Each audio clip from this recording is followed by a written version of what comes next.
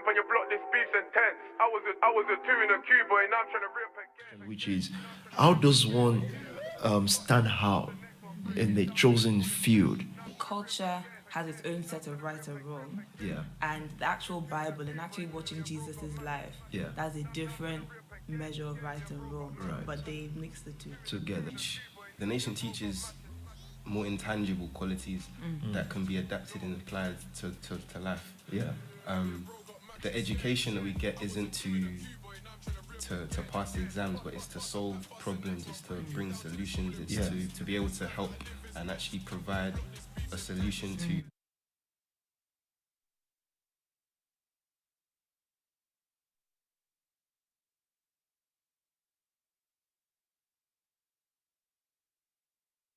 Camp on your block, this beef's intense. I was a two in a queue, boy, now I'm trying to rip again. Which is, how does one stand out in the chosen field? Culture has its own set of right and wrong. Yeah. And the actual Bible and actually watching Jesus' life, Yeah. that's a different measure of right and wrong. Right. But they mix the two. Together. The nation teaches more intangible qualities that can be adapted and applied to life. Yeah. The education that we get isn't to pass the exams, but it's to solve problems, it's to bring solutions, it's Yeah. to be able to help and actually provide a solution to whatever challenge that we're facing. If, for example, I'm doing computer science and I actually understand there's no real benefit to me as an individual studying computer science, is the main goal is to actually change the community and change the structure of which black young people have been raised in terms of school. Let's say maybe young people from like, let's say Croydon that are black. You're at uni, you think that, okay, I've made it to university now. Let me just pass. Once I pass, let me Get a job. Yeah, let me just pass and find a job. Once I find a job, let me just find somebody, let me marry, and that's it. Yeah. But like, how do we get like a generation out of that mindset? But to answer that, I also have to tell you that your field is vital to the future of our community, and therefore the onus falls on you to make sure that you stand out. And the way you can stand out is by understanding two things: our history, where we're coming from, our peculiarity, what makes not just the black race, but the young generation, the generation that is coming up now, why we are going to be the way we are. Good morning, good morning, good morning. Good morning, gentlemen. Good morning, PT especially. Good morning. Good morning to everybody. I'm going to give you all a minute to just come online, and we're going to do the morning greetings. And we're going to get a conversation going on the way right now. Of course, we're joined today by Pac and S. Rose. So it's good to see people joining. So good morning to you as you join. And we're going to keep talking. I was just watching the highlights of last week's podcast, which was with some amazing people, students, some who were master's degrees, studying their masters, and some who had just completed their masters as well. So good morning to every single one of you. I'm going to allow PT to greet you this morning, and then also the gentleman to say hello, but I want us to hear from PT on Monday morning. Good morning, everybody. It's such a pleasure to be here. I love the set, though. So let me know what you feel about this set. Seeing great pastors, but also leaders in their field. I think this first segment is awesome. Yes, And good morning to you all. It's good to see everyone saying good morning. I see you, Pastor Tolu. I was just telling Pastor Dami now that it's good to see him on Monday morning. He's very fresh. He looks very fresh. He looks like a newborn baby. And we're going to be having a chat with him shortly. That's right. And I think the reason why these things are good is for us is creating content, not in the scope of you jumping on a tree, taking pictures. I'm just creating content. No, by content in this space, I mean discussions that someone can refer to Yes, sir. or listen to in 10 years' time. Yeah. and things like that. Like someone released album even. Yet, yes, it's gonna be a blessing to you, but I also think that down the line it becomes more of a blessing to many people. Yes, sir.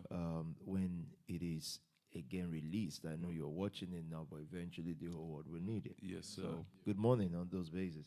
Good morning. Good morning. So, like PT said, it's amazing to be able to gather content, but then also to archive these contents on the Gold Nation YouTube page. I want to allow both S. Rosen and Pac to just give a opening greeting and also their expectations for the conversation today. I know they're in the hot seat, but if we're going to talk, we're talking success, we're talking communities, and we're talking building people. I must mention that we've also had an amazing service yesterday, and I can't lie, my phone received hundreds of messages yesterday of "I will not stop building." But I made it a duty to reply to every single one of them. So that may disappoint someone because you felt you were special because I replied.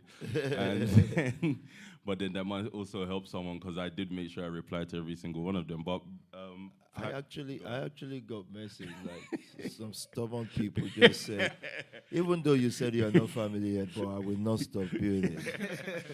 The funniest thing, that was the funniest thing yesterday. He said, "You can't message me otherwise you're messaging a ghost." But they did message. They thought, well, the ghost has number. Like what kind of a ghost has phone number?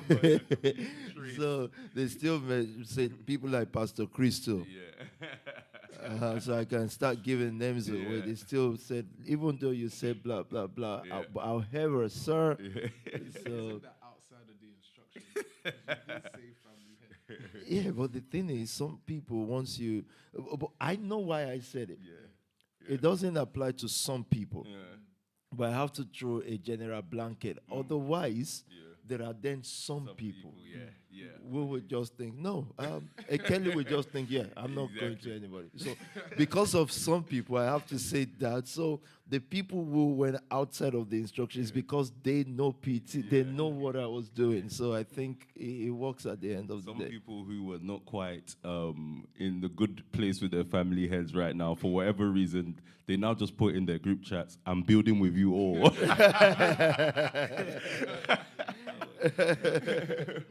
Just to put the blanket out there. That way. And I think it's so important. In fact, I would have centered the whole thing around building with each other. But I think Sundays, my mind is always everywhere. I'm thinking, who is gathering where, who is watching what. So I want to be able to touch many things. But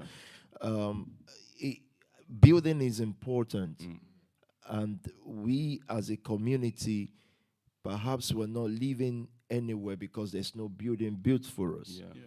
And as important as it is, it's also demanding. Yes, sir. And I think every walk will grow to a place where you have to actually, truthfully evaluate and ask the question, who is building with us here? Yes, sir.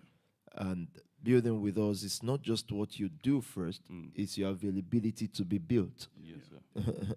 So it becomes, I've studied every walk, both from scriptures and history, it becomes a very cogent question in the life and the sustenance of certain walks to actually identify and to know. Because like I said, there are people that cannot just be built. And automatically, there's nothing wrong with them. There is no, they are not evil. They cannot just build or be built. So, you don't say, I mean, and I invite the gentleman into the conversation now, and as you want, you can just interrupt. But you know, we were even speaking about certain communities. I mean, and you mentioned something just now. You said perhaps we're not living anywhere because there was nowhere built for us. But it is not like there hadn't been communities that had tried to start building before, but there's always something that sort of puts them in, gets in their way or hinders them.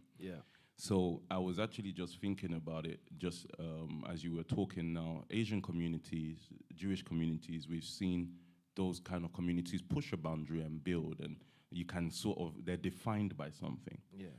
But almost like the black community isn't yet defined by anything. What does it take to be built? Because if we're, and I know when we say living somewhere, we're not talking bricks and mortars now. We're talking in, we can be talking the fact that there can be a community in music, and people can live in that community and have easier access and things like that. But just for the sake of, while I have you on the building people and being built, there are every time it seems as if there's a movement and it comes and it's almost gonna actualize something. All of a sudden, something happens to it. What do you think are the what would I call the shortfalls that stop people from building and being built? I think we have to start from the one of what stopped people from being built. Scripture was clear about the fact that where there's no vision, the people perish. So to restart a generation, so let's say we're coming from backgrounds or parents or stuff that don't know about building or about patterns. Yes, sir. They just, most of our predecessors will just see a pattern and accept it as the final truth. Meaning, you have a child, they go to school, after school, they get a job, they get married, they have kids, and the circle continues. So they see that pattern and admit it. They live their life for that pattern. They sow for that pattern. They sow money, sweat, blood, and they teach tears, a lot of tears, by the way. And anyone can interrupt anytime, please. They sow that because they believe that's it. Why? They have no vision. So let's say that we inherit that from generation to generation. Who changes that? At what point in the family line, from your grandfather, great-grandfather, to your grandfather, to your father, and all that, who changes that? A person of vision interrupts that. Vision sets new patterns. Where there is no vision, the people perish. So vision will grip a person, a child in a family of 5. Maybe just one of them will think differently. And that vision is supposed to reset that family from what they've accepted from generations and generations and so into.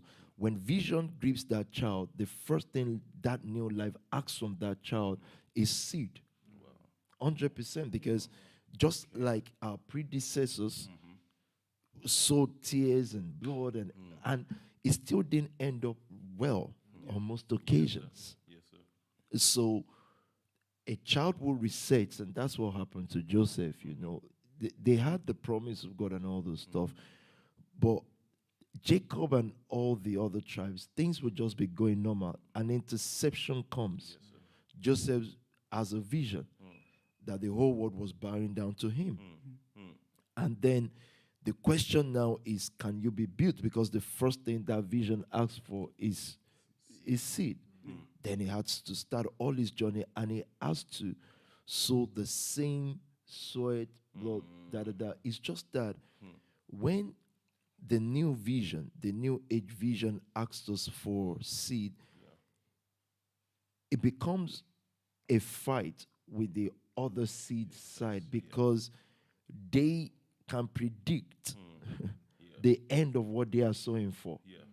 They can say, if we do this, I wake up 5 a.m. every day, I'm able to save some money, I give it to my kids go to school, we have a roof over our head, then we repeat the same. It's predictable. The end of it is predictable.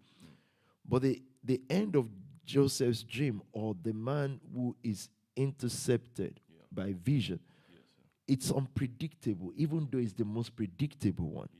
But to the man of the old vision, he can't predict it because he's thinking, what does this mean? How do you predict the end of a community like this? Because I haven't seen it before. Yeah. And there's always something intrinsic in us to even try predict the end, because sometimes I actually realize that I try to find myself looking at what could this be? Like, what could this end up looking like? What could we end up being? So I kind of understand the other communities' frustration with somebody who has been interrupted, if I'm allowed to say that word. Yeah. So I've heard a few things from you there. So number one is vision comes to interrupt pattern Yeah. and sets new pattern. That's right. Yeah. So and then of course not just hearing it, but actually understanding the fact that these things are things that we've experienced. Yeah. There was a way where we were going, and then a vision came. The only thing powerful enough to take us out of a previous pattern was a vision. Yeah. And at the time, we couldn't actually articulate it, but it was almost like, okay, there's something powerful working here. And you can, even though you don't know where this is ending up, you can almost see where it's going. So for me, I'm looking at that and saying to myself, okay, so the first thing that vision comes to do is it comes to interrupt. Yeah. And I know many of us have been interrupted from certain things that we're doing. So I'll allow you to just share your first opinions as well. Pac, starting with you. It's been leading back to what me and the boys have been. I've been speaking to the boys in my house, me and S, we've been talking. And I think when that vision actually comes to interrupt, and I remember something that you said on my 25th birthday, sir. How old are you now? I'm 25. Oh, wow. You said, on my 25th You sound birthday, like you were 30 the way you said it I'm at my telling you. 25th birthday. Yeah. On my 25th birthday, you told me, you said, okay, it's great, you've reached 25, but can you forget 25 years? Can you forget 25 years? And that, till now, that stayed with me, and I've run with it throughout the whole of 2021. And I've been saying to the boys that we're just fighting ourselves. Yeah. The main fight is the fight against the man that got interrupted, and the man in whom you were. And That's right. The pattern of before. Okay. If you hold the mic closer. Okay, sorry. The pattern of before. If you're still that man, would still demand seed from you. Yeah. Yeah. Yeah. If you're, It if demands you're, it. Yeah. If you're still that man, or you're still governed by that man that you were before, it would still demand a certain amount of seed from you. Yeah. But there becomes a contradicting force, because the life that you're now trying to enter into also demands seed from you. So it's like, that's the real fight. And I've been saying to the guys in my house that, look, we're just fighting ourselves. And I gave the example of Floyd Mayweather. At the start of his career, when he was fighting, he was probably fighting himself in the gym as he was training and stuff. But little by little, as he gained recognition after his fights that he had won, really and truly was fighting himself, the world began to gather. That's right. So his first fight, there was probably around about 5 people there. Yeah. But now millions of people watching. Yeah. So I realized something, that the more that we're able to overcome ourselves, and the more we're able to fight the man that pre-existed, is Makes the more sense. that we're able to gather the world. So I've been saying that I know I can gather the world from my bedroom. Yeah. And I believe that's what you've done, sir. You were able to conquer yourself, or I don't know, the old man. The man I don't even remember him at all. Exactly. You don't remember. But the you're guy. right. I don't And the remember world- at And the all. world gathered because you were conquering yourself. Yeah. And that's what all I've been sharing. And as you were saying that, sir, that's all that was ringing in my mind, of the overcoming. And I know some people are watching that. Okay, vision has come; it's interrupted my life. But how do I dive in completely? And I just remembered what you said to me on my birthday. So Absolutely. I think I'll comment about that, but I remember last year, I think PT began to say vision is the preview into purpose before your statement now. And for me, that was an ideal moment in my life. I'm understanding what you're actually saying now, because when I came into the Nation family, I was coming in with no vision. when I came into the Nation family, I saw a vision, a glimpse of it, but you never get to see the full thing. Yeah. So I think that preview actually fights everything that you've actually been through. You just seeing that preview for a moment fights everything that you've been living your whole life. So I just know, I'll go back to what Pastor Alex said. Pastor Alex said that he just knows that he's fighting himself. And I'll just center around that because I know that I'm only fighting where I've come from. I'm only fighting where I'm going to. And that vision, that preview into purpose is where I'm actually heading to, but everything around me wants to stop me from actually getting there. Yeah. So then I realized that, you know what, if I want to be built in the Nation family, I have to get my foundation straight, because I think that many people want to be built, but they want to look like a building instead of being built. They have, you know, like many times you don't see the pillars of a house that hold up a house. You see the little fundamentals that make the house look good. People want to look good, but they don't have a good foundation. And it goes back. I just know that when God, sometimes you could actually be keeping up what God is trying to pull down. Yeah. You know, you could actually be keeping up what God wants to pull down. So, and you be doing so many activities outside of what you're meant to do to keep that image up. And that image is actually an idol that God wants to pull down. Yeah.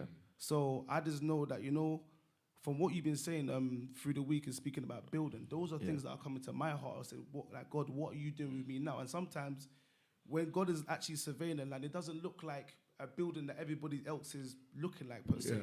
Because people can look like a building, but they don't really have a foundation. Because I think scripture says when the wind comes, it blows everything away. That's correct. Anything without a strong foundation eventually goes away. And I know that because I know that there's many other people out there in the world that are living like that, because I'm one of those people too. It just happens to be, I'm speaking about my life. And I know that if I understand myself, I can understand any man in this world. So, If they all, and what both of you have said, it's completely correct. Imagine the whole world comes to understand that between 20 and 29, you're just supposed to be being built and building. Imagine you have a community of 25-year-olds, a bit above and a bit lower, of 100 people who are just diehard builders. To build means that you have to have an architectural plan. Somebody who has been to the mountain is able to tell you, this is where we need to get to. And they are fully, because remember that when we came to this world, we were just thrown into something. And straight away, that thing demanded everything from us. And we gave it everything, as if to say, we only just came here to survive. So we did everything to survive from the time we inherited it. Either you were raised by parents, male and female, or you were raised by a single parent, whichever way, they just worked day and night. And the only thing such people can hand over to us is the struggle. But, and there's no problem with that. It's just parenting is supposed to change the struggle, tilt it towards what lifts this family better. And in their mind, they were doing that. That's why they said, okay, I didn't study medicine. I'll make sure you go study medicine. No, you just upgraded the struggle. You're supposed to change it by a pattern that you formed. So what I'm saying with that is this. We were all thrown into a struggle. And it's not just even financial liberation and stuff like that. It also has to do with relationship. Mom, dad, they didn't know much about relationship. And again, they are not to be blamed for that. It's just that the emphasis for us is at the point of vision, everything gets redefined. Like, what is success? What is relationship? What is community? What is, because I've heard a lot of people chat a lot of ignorant stuff about community, a lot, very ignorant stuff. If you see community, they are suspicious. If they see community, they are they see naivety. They say things like, "Oh, you never know what people can be up to."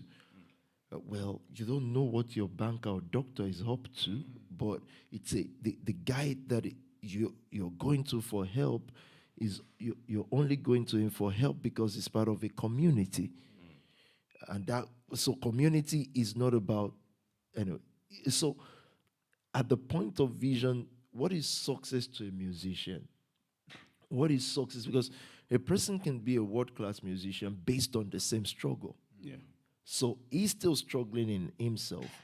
And then it becomes powerless to liberate other people who are struggling.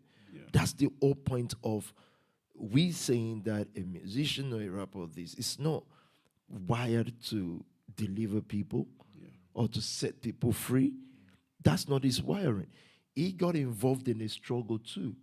And most times, beyond his own expectation, it became big, in quote, whatever big means, beyond his own expectation.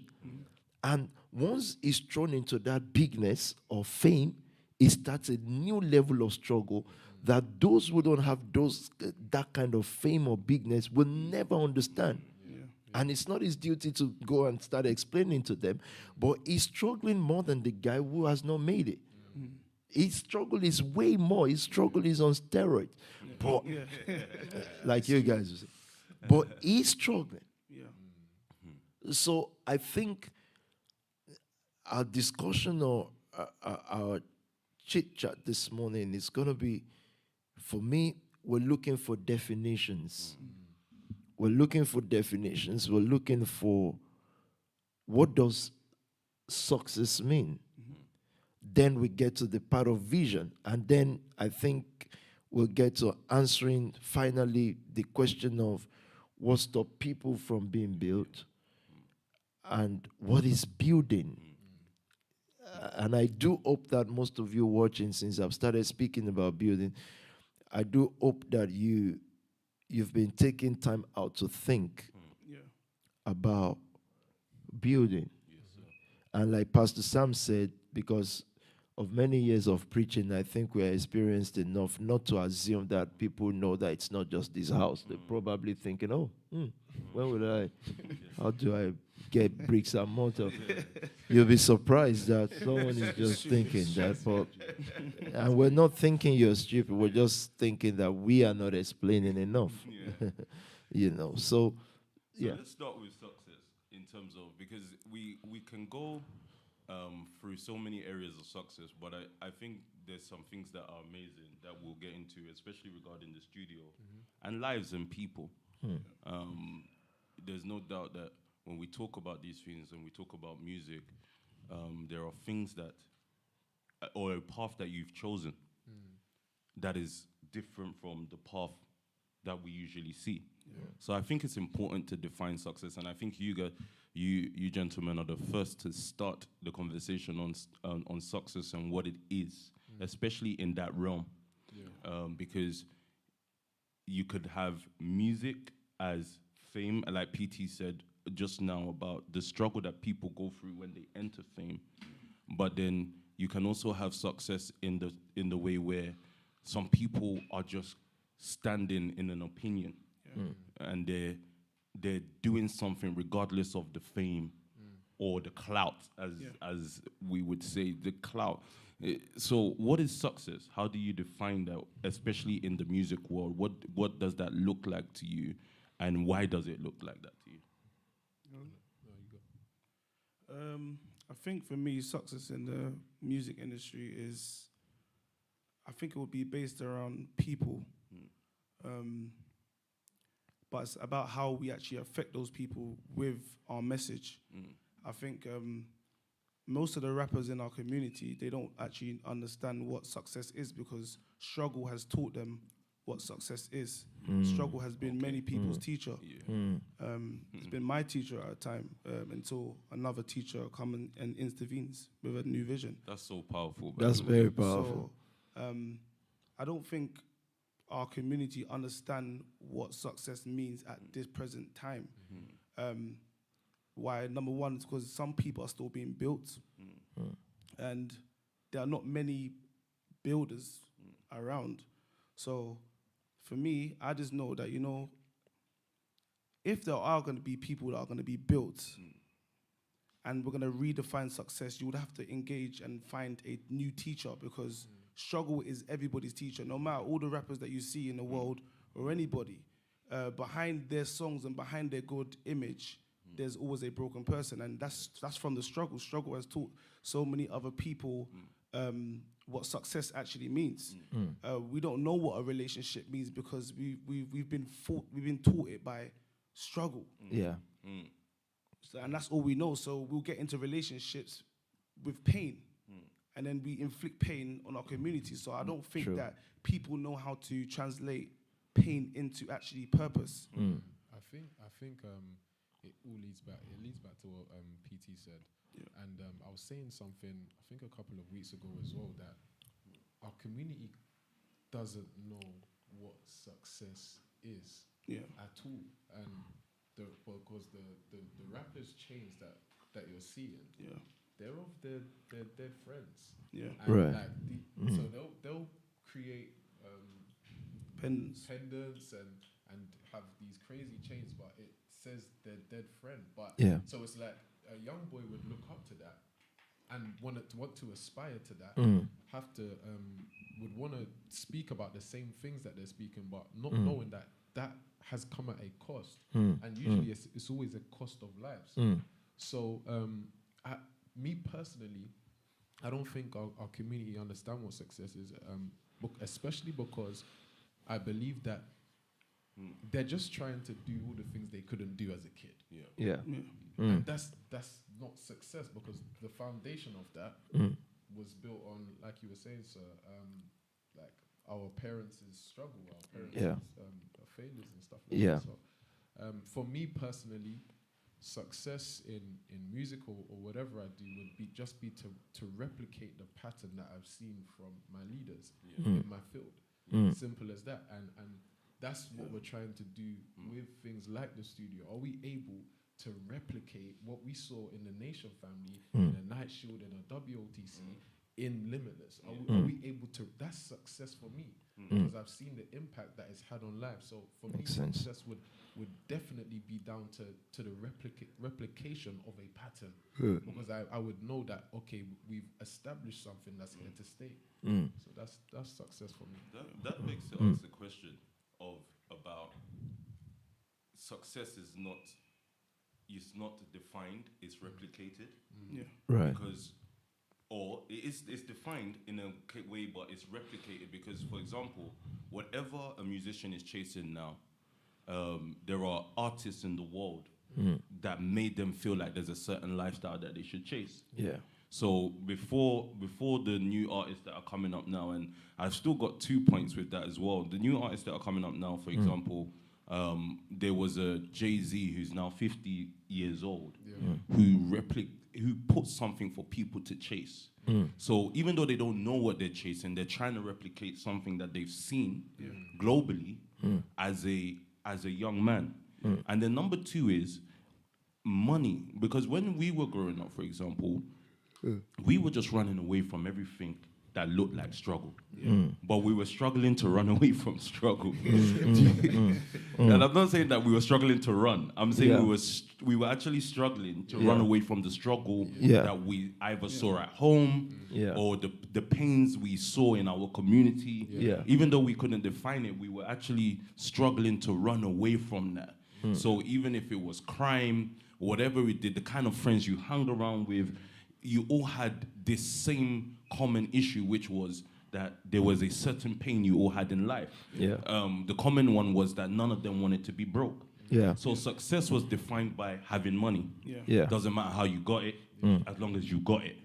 So those are certain things that were put in front of us. So even if you watch like if I was to speak to some of us, the kind of movies we watched define success to us as well. True. We used to watch things like mafia and Italian mafia families, right? And at a young age, you had no level of organization like they did, but you wanted to go and commit crime. But so these are the kind of things that we viewed, and they define success to us. 100%. Then another issue was the fact that if 1 out of 1 million young people would then blow, right? But they would be picked out at a young age, like 21. Yeah. And then all of a sudden, that becomes the definition of success as well. Yeah. I want to get to 21, 22, and I want to blow and have money like this person. And that becomes another definition. So I think it is hard to ignore that the definition of success is changing because of the world changing as well. That's right. So it's like you have an influencer that can get many followers, and now she or he is a success. That's someone that is 13 years old wants to be exactly like that person. Yeah. Because they can see them. And success, unfortunately, is visible. So the next thing is then about the fact that there are certain things that are invisible, like the way we deal with our ideology. And I think, Peter, you were even saying this yesterday, almost like there are certain things where it looks like some others can be winning because they're visible quicker. So it actually just make it hard to have a definition of success to ourselves. And this is me just putting a real spanner in the works by saying, have a definition of success to ourselves, but there are people that are shallow in success, but I'm not going to diminish it at the same time, but meaning they didn't have to work hard to get their success, but they have it, and it's now the new definition of success as well. So I guess the question then is, how do you have an invisible philosophy on success, continuing that philosophy when nobody sees you, and then you're also then challenged every day by people who are visible and constantly redefining success to people? Absolutely. You have to take yourself out of the struggle. I don't know why they change how I sound. I can hear you know the struggle, you feel it, because it's part of us. However you think you come from a comfortable or good family, you're still part of a struggle. And the struggle is called humanity anyways. It's human. From the day Adam messed up, it becomes a struggle. Would it be a struggle if Adam didn't mess up? Yes, it would be, because it's supposed to take over the earth. But it's a different level of struggle. The moment it messed up, it became survival struggle. If you don't, and I really need you to think deep about this, if we're going to redefine success, you have to totally be taken out of the struggle mindset. Okay. I needed to introduce mindset because of English word of definition. Otherwise, I will still stay with take yourself out of the struggle, because mindset is actually who you are. It is all of you. And I've defined this. I think it's so simple yet deep. It's like I look at the CEO of a company, let's say CEO of HSBC, for example. I look at, let's say it's 56 or 60 years old. I look at a 60-year-old man that is the gate man or the security guard, for the same HSBC downstairs, and the CEO is upstairs. The difference between them is their mind. That's all. It's just the guy who is downstairs couldn't take it. There are things he can't take. So when I critically look at the man who there are things he can't take, the one who is upstairs, there are things he can take a lot of things. He's got capacity to take a lot of things in. Now, for the ordinary man, he's not looking at their capacity to take. He's looking at their capacity to be. So he's looking at the CEO guy saying, wow, this guy has this, has that. But you, behind that body veil, he has way more unpleasant situation than the guy downstairs. So the guy downstairs says, I can't take all this. Then he's downstairs. Now, why are we not able to take things? That's why we have to come out of the struggle. The struggle, by the time you're 25 plus now, the struggle would have damaged you to a place where there are things you can't take. Oh, wow.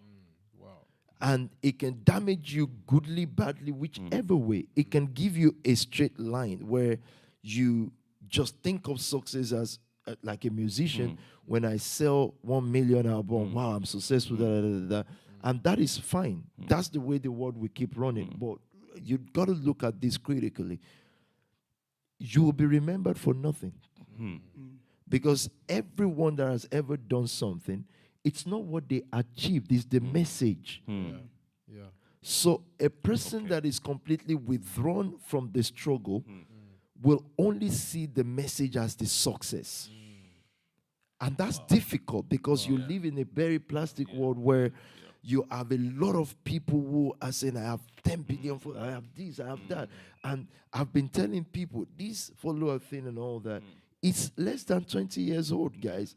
It means that somebody in a corner right now without none of those things is sitting down to reform that in a way that will make everyone who seem to have been successful or so from it look like they didn't make any success. Is going to zero it out. Is sitting down thinking through it because it's only a few years old. But you see what the struggle people do is they all rush into whatever works now.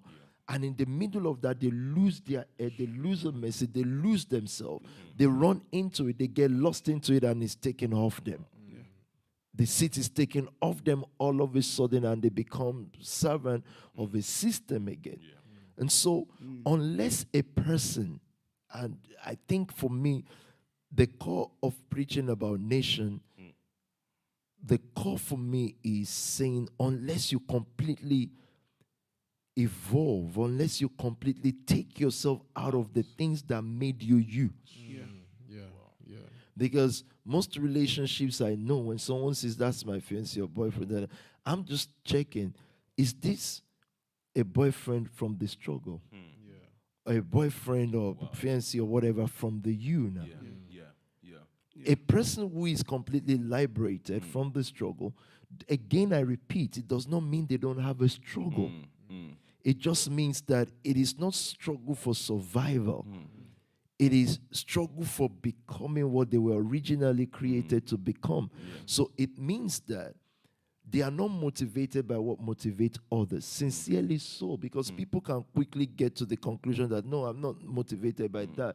And we say a lot of things without thinking about it. And what we don't know is that many times the fact that you don't feel a certain way does not mean you are not. It just means it's so you that you don't feel that way. It's a part of it. Someone would say, well, I'm not one of those guys that is moved by wealth. You're talking about the feeling of being moved by wealth. So I'm not giving you a pass mark saying, no, you're not moved by wealth. I'm just saying, could it be that it's so you that you don't feel it? So don't assume that because those things don't move you, it's not you. It could actually be so you. So, and how do you find that out? You search, you think, you listen. You don't quickly just say, oh, I'm not even one of those guys. So when you think through those things, you then make a conscious decision to self-create.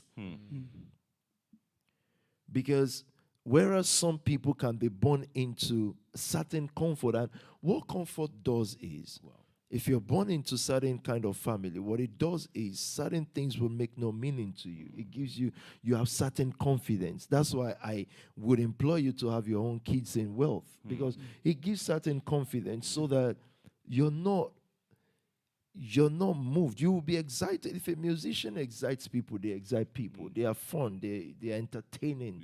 But you see, for our community, musicians don't just excite us, they show us how to live. That's true. But when you listen through and through to a person, you realize they have no message. There's no message to it. It means that they will fade off soon. So for me, I wouldn't think about success this way. I'll think about it from the general or perceived general perspective. Yes, sir. I repeat, perceived. General. What I think the general people think about it is, for music, for example, if you want to say someone is successful in music, it's about reach. Yeah. Yeah. They've sang a song, 300,000 million people, whatever numbers you people throw, I've listened to it. 1 billion people have bought the tape or something like that. They're popular. Everybody wants them. They are commercial. Success will be commercial. That's what I perceive that people will. And then from that being commercial enough, they are able to afford certain lifestyle. And those lifestyle, they show it to everybody. Look at my car, look at my watch. And that's success, because then that will keep their clientele base alive. That will keep them relevant, albeit for a short period of time, relatively short. But that's success for the world. For me, I think I'm lucky to come from the kind of background I come from. That means that you have less rating for most things. That people rate a lot. You have very less rating for it. Someone has to excite me about a musician, because we just didn't think. Anyway, so let me leave that. We didn't. No, I won't leave it. We didn't think musicians make money. We thought their record label, Sony, makes money. For musicians, we think they are hired and they are paid. And if a man has to tell you your worth, it doesn't matter if they give you 10 million, they are still the ones telling you your worth. And that's fine, because, again, we're coming from the struggle. How would I view success? It's very simple. Let's take a Pastor Dami and a Pastor Sam, for example. Let's even take three. Pastor Dami, Pastor Sam, and Pastor Honye. Let's say, for me, I'm looking at those three and I'm saying, this is my life walk. Yeah. For me, that's heart. Yes, sir. You, in quotes now, God is the one who makes everyone, but you've made them buy into a school of thought. And that school of thought shapes them to become what they are. How they behave to their wife or family or children if they have one.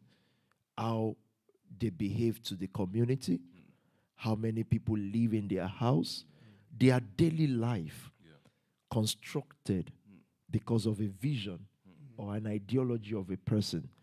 So question would then be, if I look at those three people, and then next to me is the selling of 1 million album, a commercial breakthrough, what will I choose?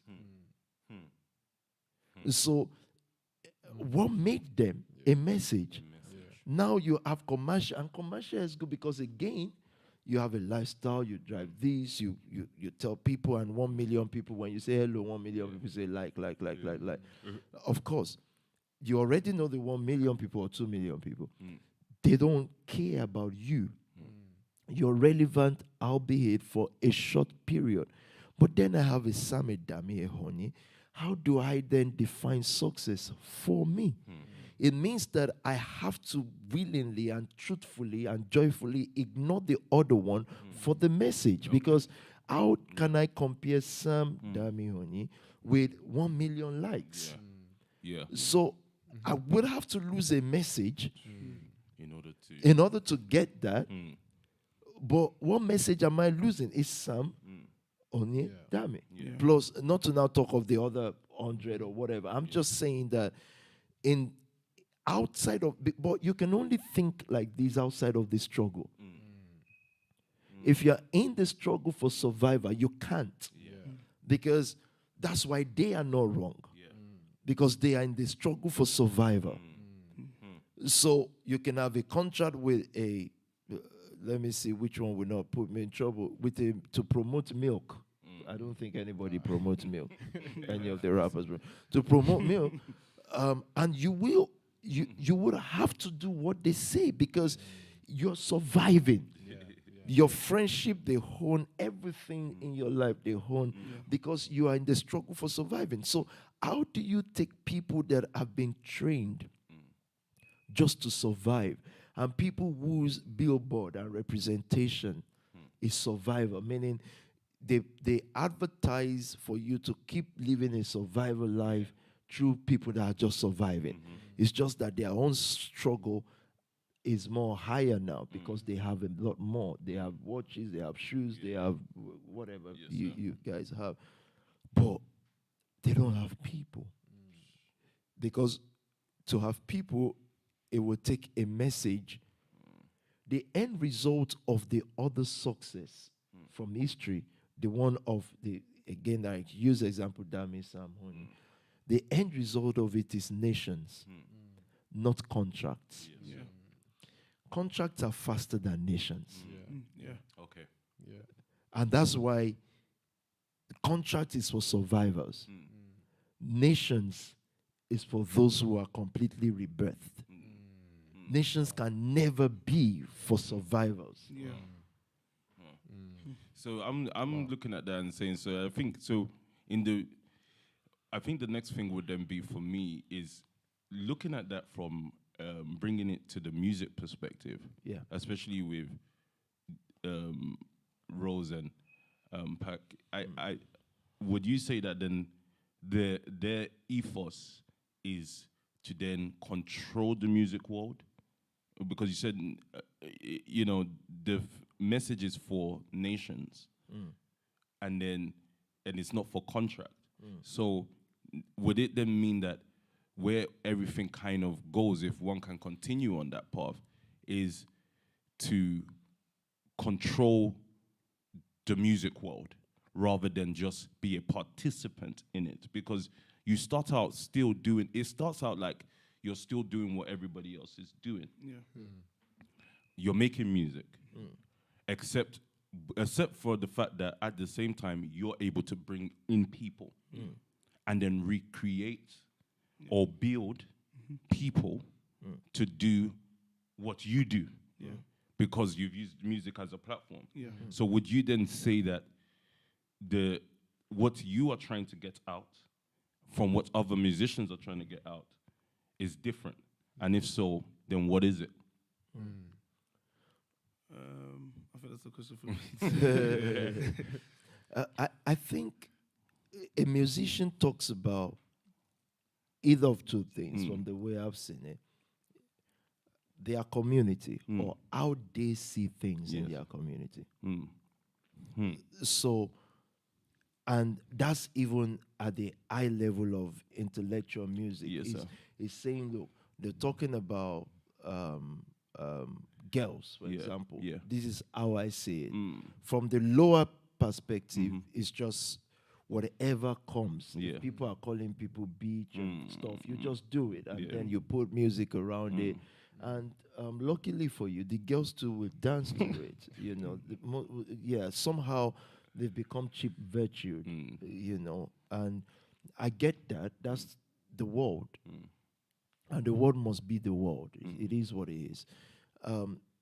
Then you have those who can actually, they are not cowards. They can actually share how they see. And for me, that's why I don't think there is. I've always refused the notion of gospel music or not gospel music. Okay. I don't think it's about. I just think musicians sing what is in their community. So if someone tilts toward gospel, it's just sharing how he or she sees God. Yeah. That's their perspective about how they see God. So what Hope Dealers did was, this is how I would define Hope Dealers, or what you guys do, is how you see God in relation to your community and how you see your community in relation to God. Yeah. You're bridging both. Yeah. So you can do a music called Matching Skanks. You see your community and you put words about God or how God sees that into it. Now, for me, what I'm saying is it's a message. If that's the message you stick to, because it's your passion to do music, but the family then emphasizes on the message. If that's the message you stick to, if we all hear it clearly, by whole, that can be today, that can be 10 people. Yeah. In your whole lifetime, that can be 1 million people. When you're gone, we don't know. That can be 1 billion people. Yeah. But Yeah. it's a message. It means it's relevant. So when people ask me, how do I stay relevant? I'm like, are you relevant to you? If you've got a message, or are you going to trade that message for a struggle? Because you can then take a struggle. It's like I'll look at a Kelly and say, I know Kelly's got a message. Of course, he's going to grow and all that.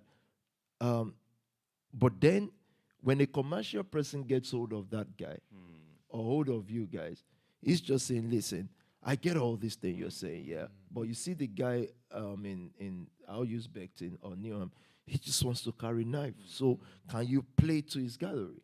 And we're saying, no, we're not going to. We're not going to. And that's not because we're killjoy or we're silly. We understand that that makes money.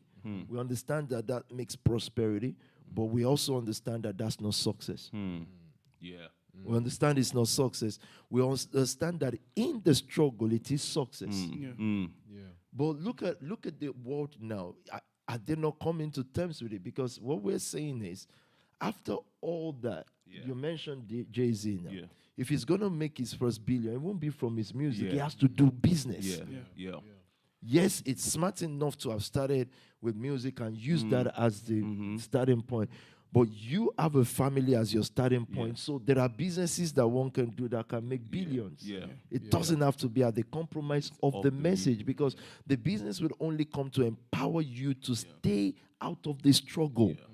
To stay within the realm of overcoming and overtaking and taking nations. So money will come to empower that, but not the music. So they all, if you're saying a billionaire, in music, they will say, oh, but they started doing makeup. But they started selling drinks. So we're saying, no worries. We'll have a message and we'll look for our own drink to sell. We'll look for our own flow of resources. And that was my whole idea when I started with, talking to dealers in those days. I wasn't saying don't register, I don't know where, Snapchat where they buy music. Spotify and all those stuff. I'm just saying, guys, if we're talking about survivor money in the struggle, yes, you may make that from that. But I'm not seeing it from that perspective. I want billionaires who do music, not musicians who are trying to make billions. Because in music, you will not make billions. You'd have to do like 55 million adverts. You'll be selling soy, sell grass, sell everything. And you will never sleep. And you will never sleep. They'll pay. You'll be selling books. You'll sell every damn thing. Why? And in the middle of that, you have to lose a message. Because you can't have a message, because you are the mixture of every message in this world. You're just like the dumping ground. Someone says, I want to promote this jacket. Here's 50,000, you get it. By the time you're receiving the 50,000, taxman is removing 20K from it. It's just I think that please go. I can't get this one out of my head as well. I think a couple of weeks ago, you were speaking about nothing. And about everything starts with nothing. And it's the value that you place on that nothing that actually makes it into something. Correct. And I was even reading Romans 4 with the boys, and now it said about Abraham that it says the scripture about out of nothing he knew that God would create something or something like that. That's so right. I'm sure you'll be able to expand on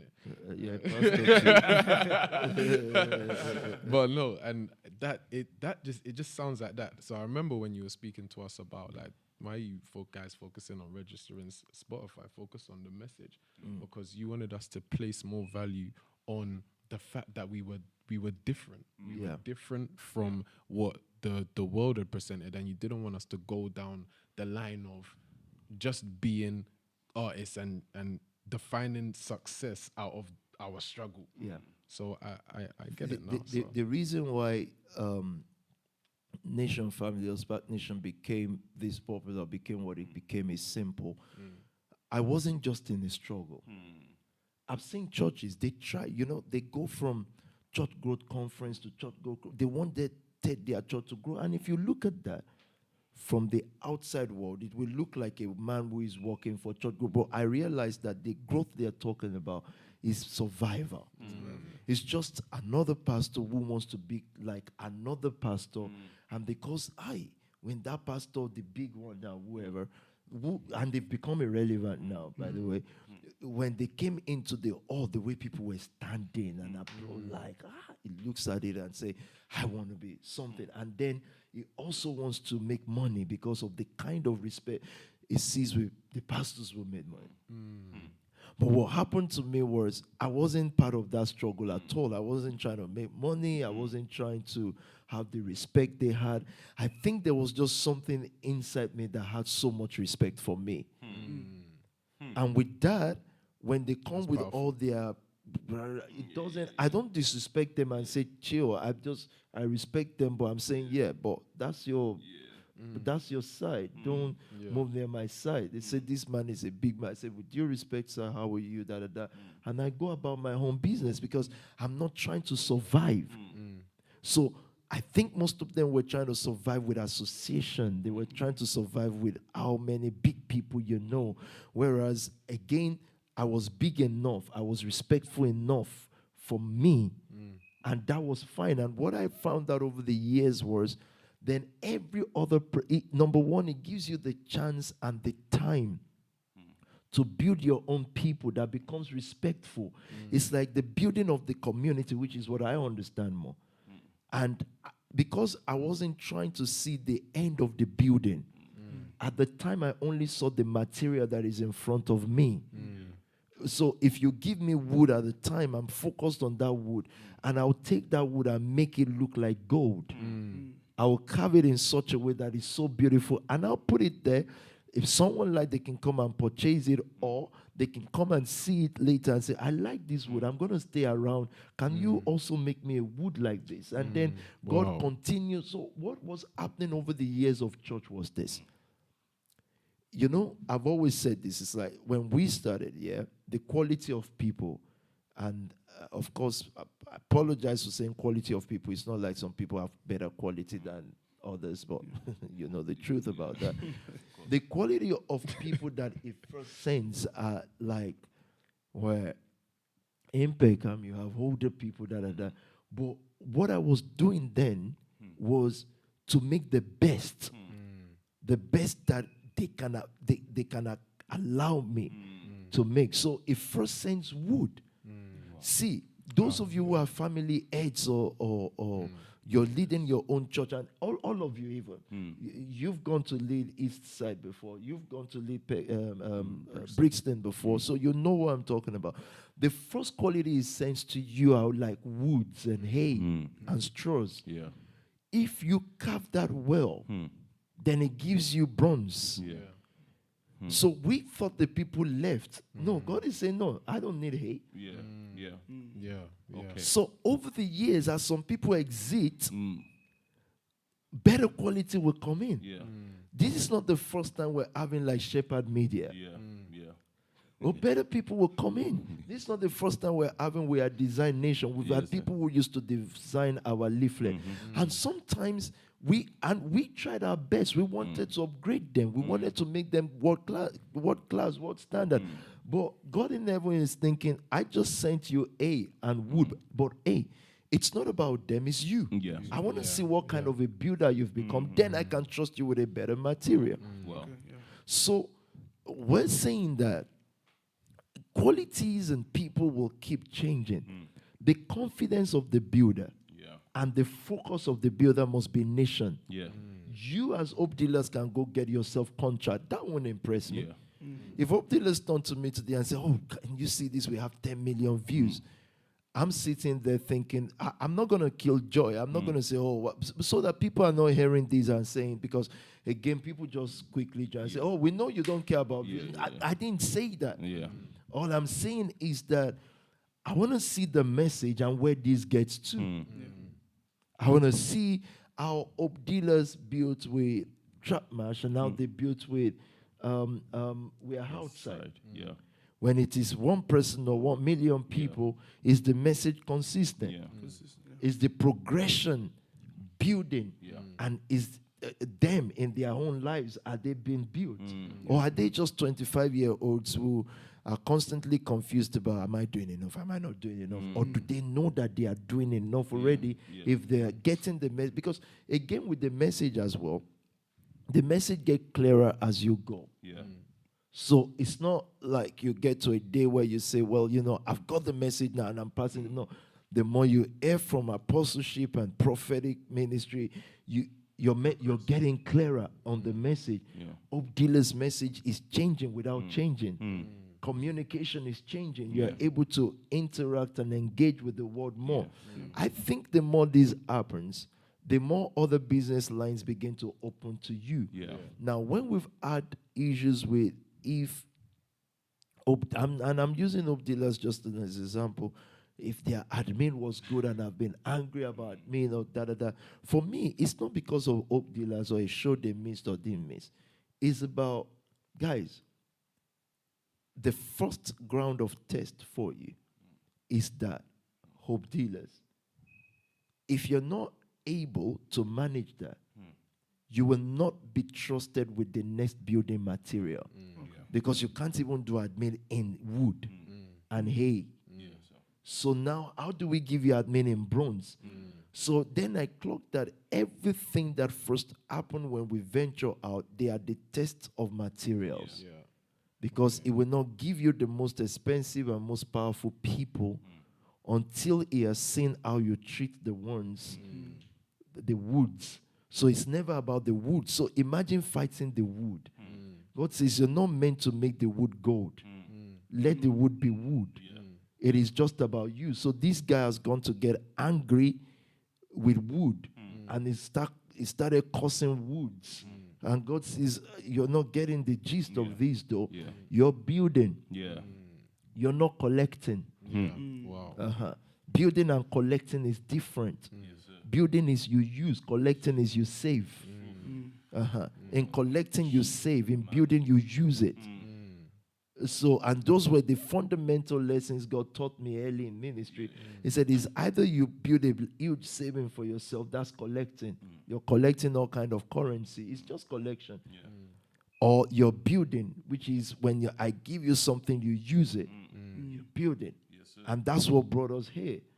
And but go on. Yes, sir. I was going to, because what you're saying, and it's very interconnected. I mean, there was something that you said that I can't let it go. It's like, you just had enough respect for yourself to care about anything else that was going around you. But you've created a vivid picture, a very, very vivid picture in terms of what it means to actually be in the struggle of survival and what it means to separate yourself from that struggle of survival. So why I said everything was interconnected was simply because when Pac started his opening statement, he was saying something. You told him something at 25, and it's like, can you forget the first 25 years? But that's now as you then began to speak about building, and I think we'll get into building in the second segment a lot more. But as you began to speak about building, it was almost as if you were connecting exactly why one needs to be able to, because the first thing we're usually taught by everything around us, we're thrown into this thing of struggle for survival. We're thrown into it. And then all of a sudden, even when you're brought into a move like the Nation family, it still takes you some time to unclog and unplug from that sense of survival and into the fact that your struggle is no longer survival. Your struggle is going to be now, can you build alongside this message? So your struggle mainly is, there's a message in front of me and I want it to become clear to me. And then also not just become clear to me, but to also convey this message to whatever I've been assigned to convey the message to as well. So if I've got a Hope Dealers in my hand, or there's a studio now, what is the message? So message is so powerful that it completely shuts you out from the survival mode. So if you have a studio, you're thinking in your mind, survival will tell you, look, we need as many people to come to this studio because you know, we need to pay for and it needs to be one of the best studios in the world. Now, what in your mind you're saying is what will make this the best studio in the world is how many people recognize it. But then the other side of struggle is the side of, well, no, this studio has a message. We're gonna open it up for young people. We're gonna change lives through this studio. And we're going to not just change lives through the studio, through our music as well. We're gonna be consistent in an opinion that this music serves to the community. And that doesn't matter if one person listens to it or if 1 million people listen to it. We're just going to have, this is our success, this is our message. And our success is defined by the message we carry and not ever losing that message. So one of the things that I think would have been the hardest thing for, especially because, so what you said about the background of comfort, what it helps to do is to make you just not rate certain things. But there are so many things in certain backgrounds that you rate. So you have to actually unrate certain things, redefine certain things. So you have to unrate what you thought was knowledgeable or popular. Like, for example, you see a guy, he has a Mercedes or he has this or he has that. That was rated. At a certain time, you have to unrate those things. So I think for me, it's looking at those things and saying, okay, can we begin to redefine what is rated, what is success, and what is building, the message. I think it's even clear in terms of strategy, how to even move forward. Because you're able to say, okay, there's a struggle that people will always kind of try and tilt you towards. Oh, no, this is how you're supposed to be doing music. Or this is how you're supposed to be doing the studio. No, you guys are not releasing this. We can really make money from this. That's the struggle everybody wants everyone to engage in. But then you're saying, no, I carry a message.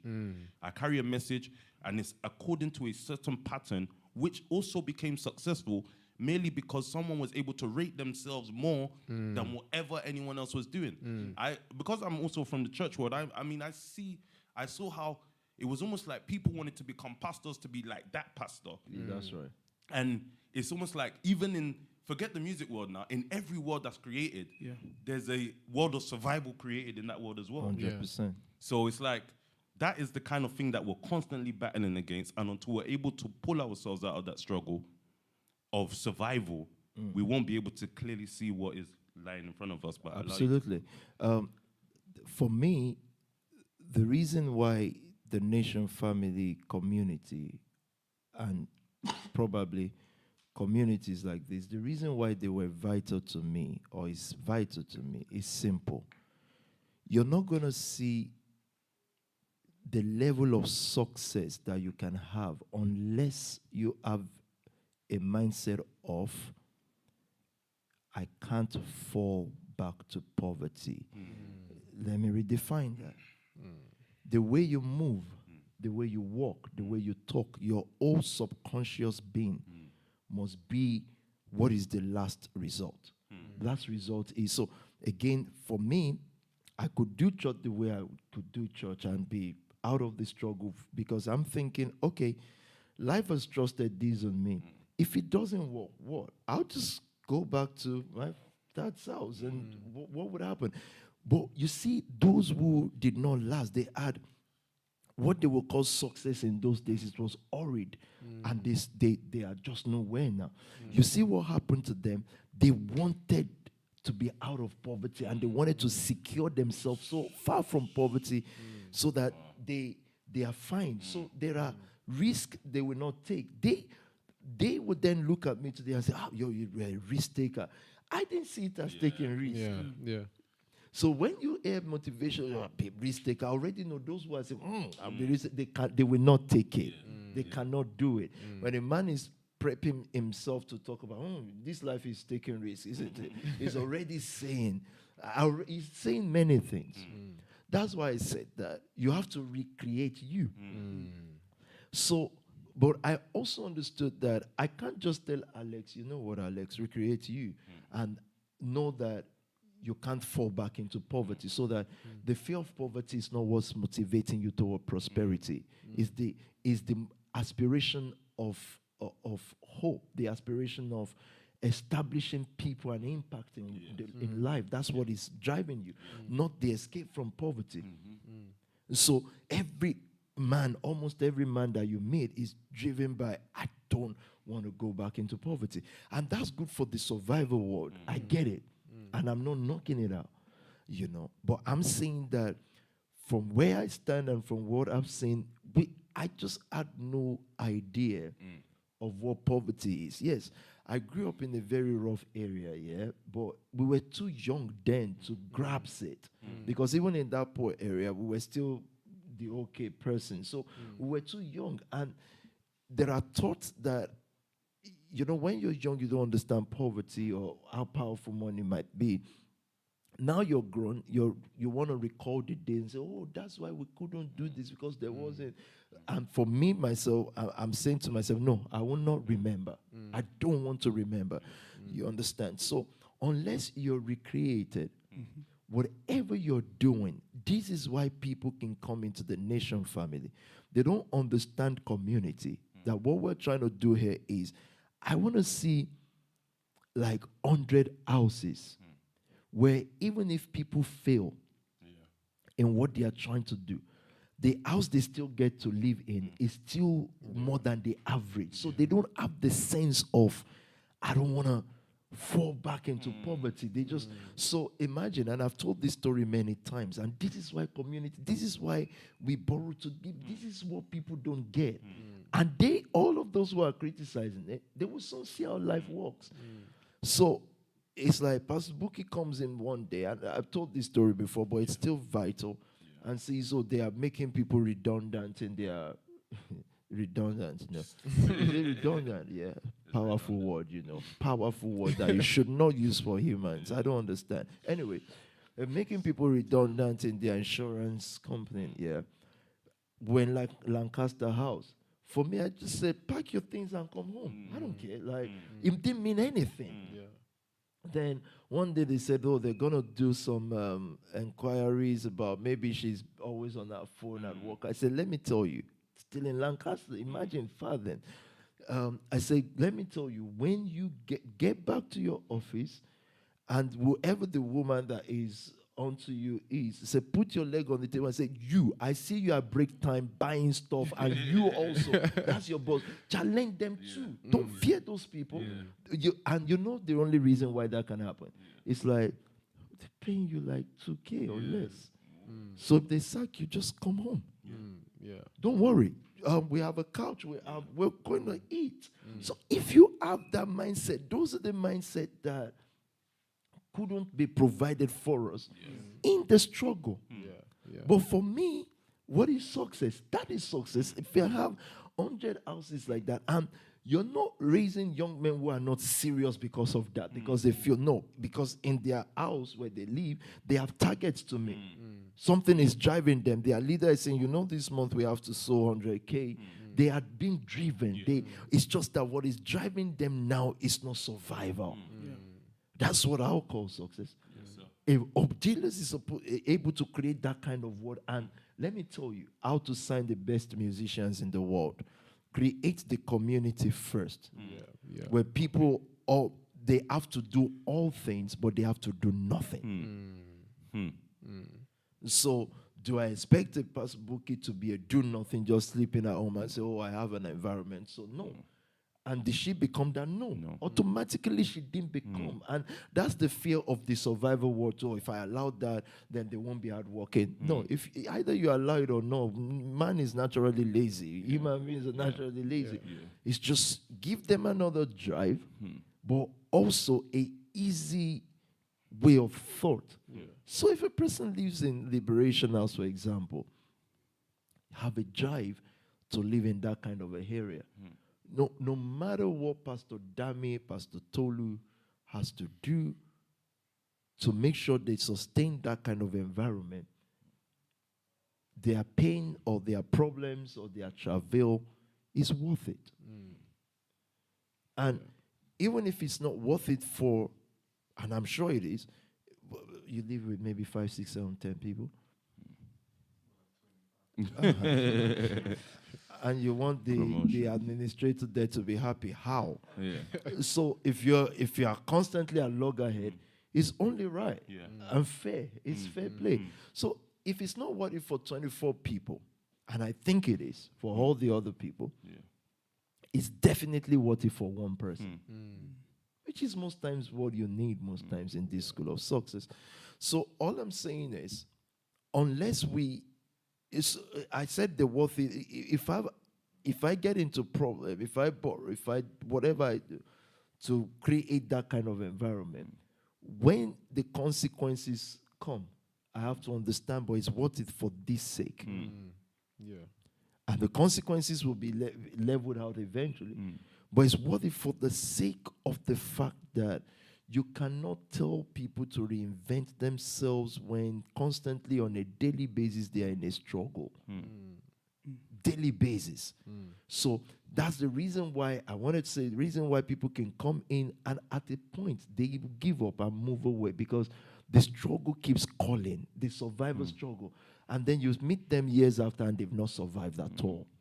But it keeps calling and it's saying, look, give your life to that which is predictable instead of this one. Whereas they needed to understand that what we just need is, I don't care if you become 35 and you have no house to yourself, or become 40, you have no house to yourself. You just need, because most 60-year-olds, 65-year-olds that you meet don't have no house to themselves. But that will not be your own 60s, because you built a community and you're able to work at your own pace. The only thing that drives you is targets. There's no way you don't end up to be a millionaire. It's that environment, that community first. Oh, that's so powerful. Do you have something to say? So I was saying, because I thought you were gonna say something and then you just thought, no, that's just powerful. I was mad. No, because I was actually gonna talk about the fact that you said if you want to sign the best artists in the world, is first of all to create the best community, and that's an ability to put people in a place where, in an environment where they don't have to do nothing, but they can do everything.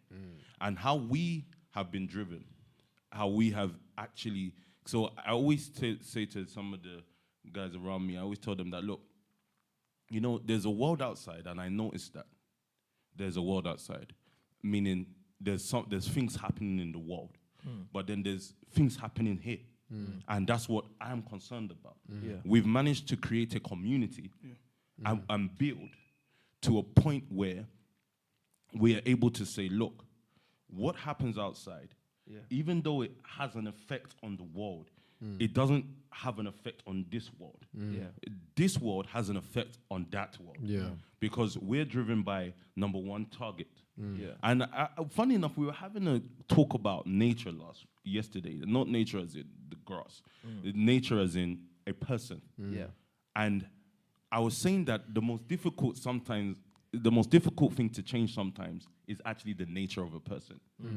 Because the nature of a person is something that even if it's dormant for 10 years, it can pop up at a certain point. But why I feel like it's vital to this conversation is simple. Because what you're saying, PT, really is, you're saying that there are things that you can build, communities and worlds that you can build, that enable someone to be able to tilt how they previously fought for things, because nature would almost determine how you fight. But there is the only way to battle that is a community. So you can bring somebody into a new community that would automatically fight their nature. That's right. And then begin to make them their perspective change. So it actually brings me, which I think we'll deal with more when we bring Pastor Dami on, but it actually brings me to the point of the fact that when we talk about people who cannot be built, because nature is still something that if you cannot be built, your nature would fight against the community that you're in. That's correct. So it's almost like, okay, now we have to now settle this thing of people that cannot be built, getting into, because we've talked about builders, and I still feel we have a little bit more to do on builders, but people that cannot be built. What are the characteristics of a person that cannot be built, and why are they wired that way? because it has to be that question, because it's almost like you were never classed or you were never designed to build. Yeah. Well, should we answer that in the next segment? We'll leave it for the next we'll do segment. a lot of questions and answer in the next segment so that we can. Yeah. So we'll give us a minute. We're got a video for you. We'll do the video and then we'll come back and we'll answer it up in the next. Answer the questions in the next segment. Cool. Thank you, sirs. Thank you.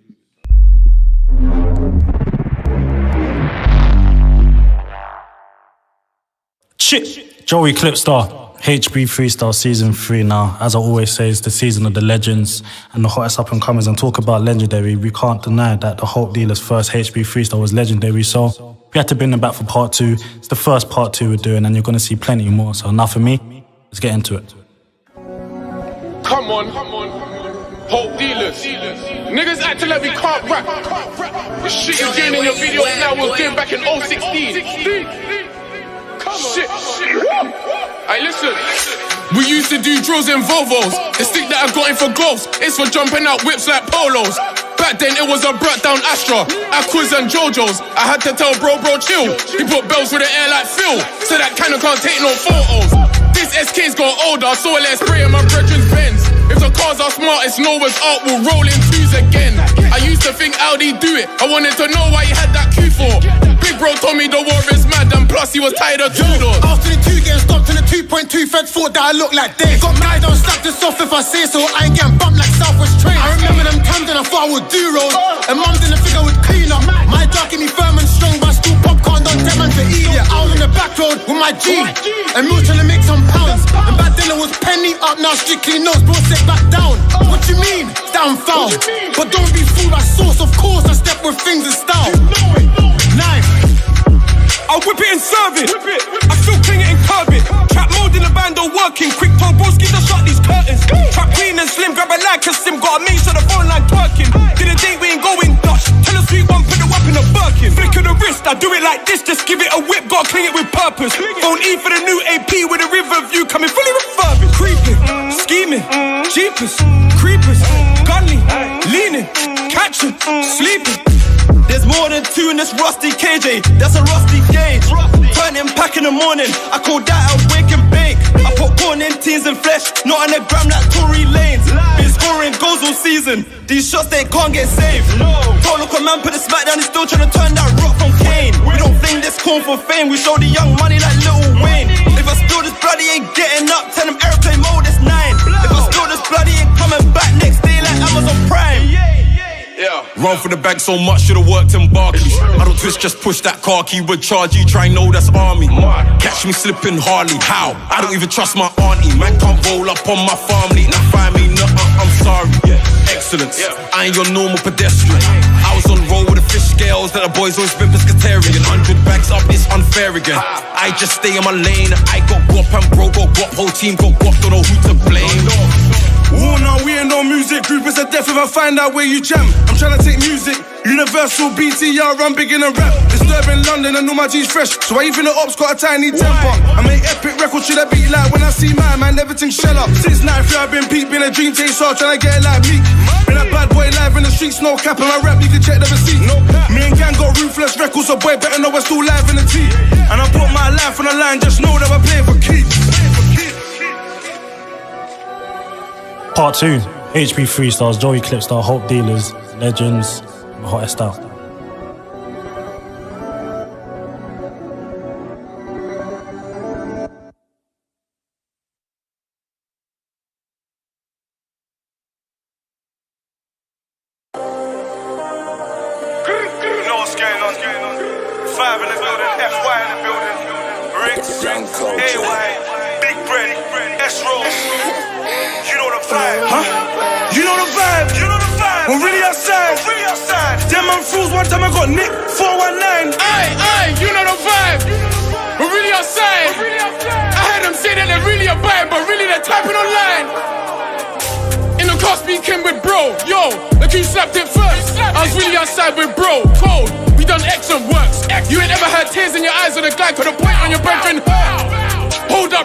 I'm trying to give my man friends and shirt. You ain't never had to do you a boot in a chill on a block where you had to go bursting. it. And then times are worse and then no young G plus the hammer, I'll do it in person. That kickback hurt my shoulder, now I'm older, I feel it. And MK still in that Rover, he's sober, but leaning. Been on numerous glides, putting in work with 9 and 5, no follow, suit or tie. Skis for blood, same way as me, true say that's family ties. 10 toes in Chanel sticks, tryna make ends meet, cause I see both sides. True say I see both sides, and if you ain't ski, you can still get fried. Come see how that fire works, you can touch the sky like Guy Fawkes night, it's meant. Back then he used to kick down heads, now it's holes in chests. It's meant, that's hoping and wrecks, I really run birds like heaven. I was gone for a while, but I'm back now with a gang lurking around.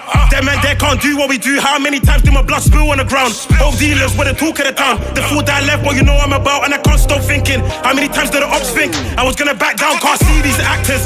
I see these liars talking loose on the net, but they don't mean what they say. Can't see man crumble when I put man in the flesh. All this bread that we got, but they think I'm a gem. Now I can't reason with them, but I still got smoke for the ops, with the hope and the Pyrex bow when I'm whipping again. You know the vibe, you know the vibe. I'm really outside, really outside. Them man fools, one time I got nicked, 419. Aye, you know the vibe, you know the vibe. We're really outside. I heard them say that they're really a vibe, but really they're tapping online. Talk to me nice, I don't talk at all. I'll bring the star to wars, your niggas will feel the force. Some too up, I don't see the floor. Sweeping niggas, I need a chore.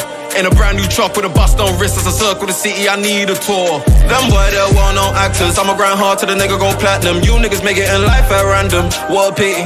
Ice on my neck, I'm chilly. Say they make money, oh really? I'm deep in the south with a killie and a blicky, make a bang bang. Niggas think cheaty, came straight from the mud, shitting pretty. Yeah. Nobody likes the truth. No. They just duck and waffle. Stoop our lives at stake. But spirits don't come in bottles. Young boys say he's into moolies. I had to take him out of the town, cause now my young boys got Mac for these niggas trying to hold him down. Step on there with 5 guys. I did a drill with Rick till the food boy shoes ain't like Mike's. Boys still score 3-pointers. Remember times I was at pointers trying to kick ball with Rods and Cole. And we link up like Henry and Burkhardt, but Arsenal still scoring goals. You looking at the reason why the squad don't smoke? Yeah. If I shoot my shot, you ain't shooting back. We take this for goal to goal. How many times have I gone no comment? How many times have I hit the up block? God knows. How many times did I burn my cloak and snitches passwords and security code? I got skeletons in my closet. Believe me, I ain't talk about no watches. Don't talk like you stand your ground. While I slide round, your man them spread like gossip. I'm tired of smoking on. I need a whole new pack. I'm outside with a gang of yo bro, spin a rip real quick. Did you see my man? I'm really outside. Them man fools, one time I got nicked, 419. Aye, you know the vibe. We're really outside. I heard them say that they're really a vibe, but really they're tapping online. You know the vibe. I'm really outside. Them man fools, one time I got nicked, 419. Aye, you know the vibe. We're really outside. I heard them say that they're really a vibe, but really they're tapping online.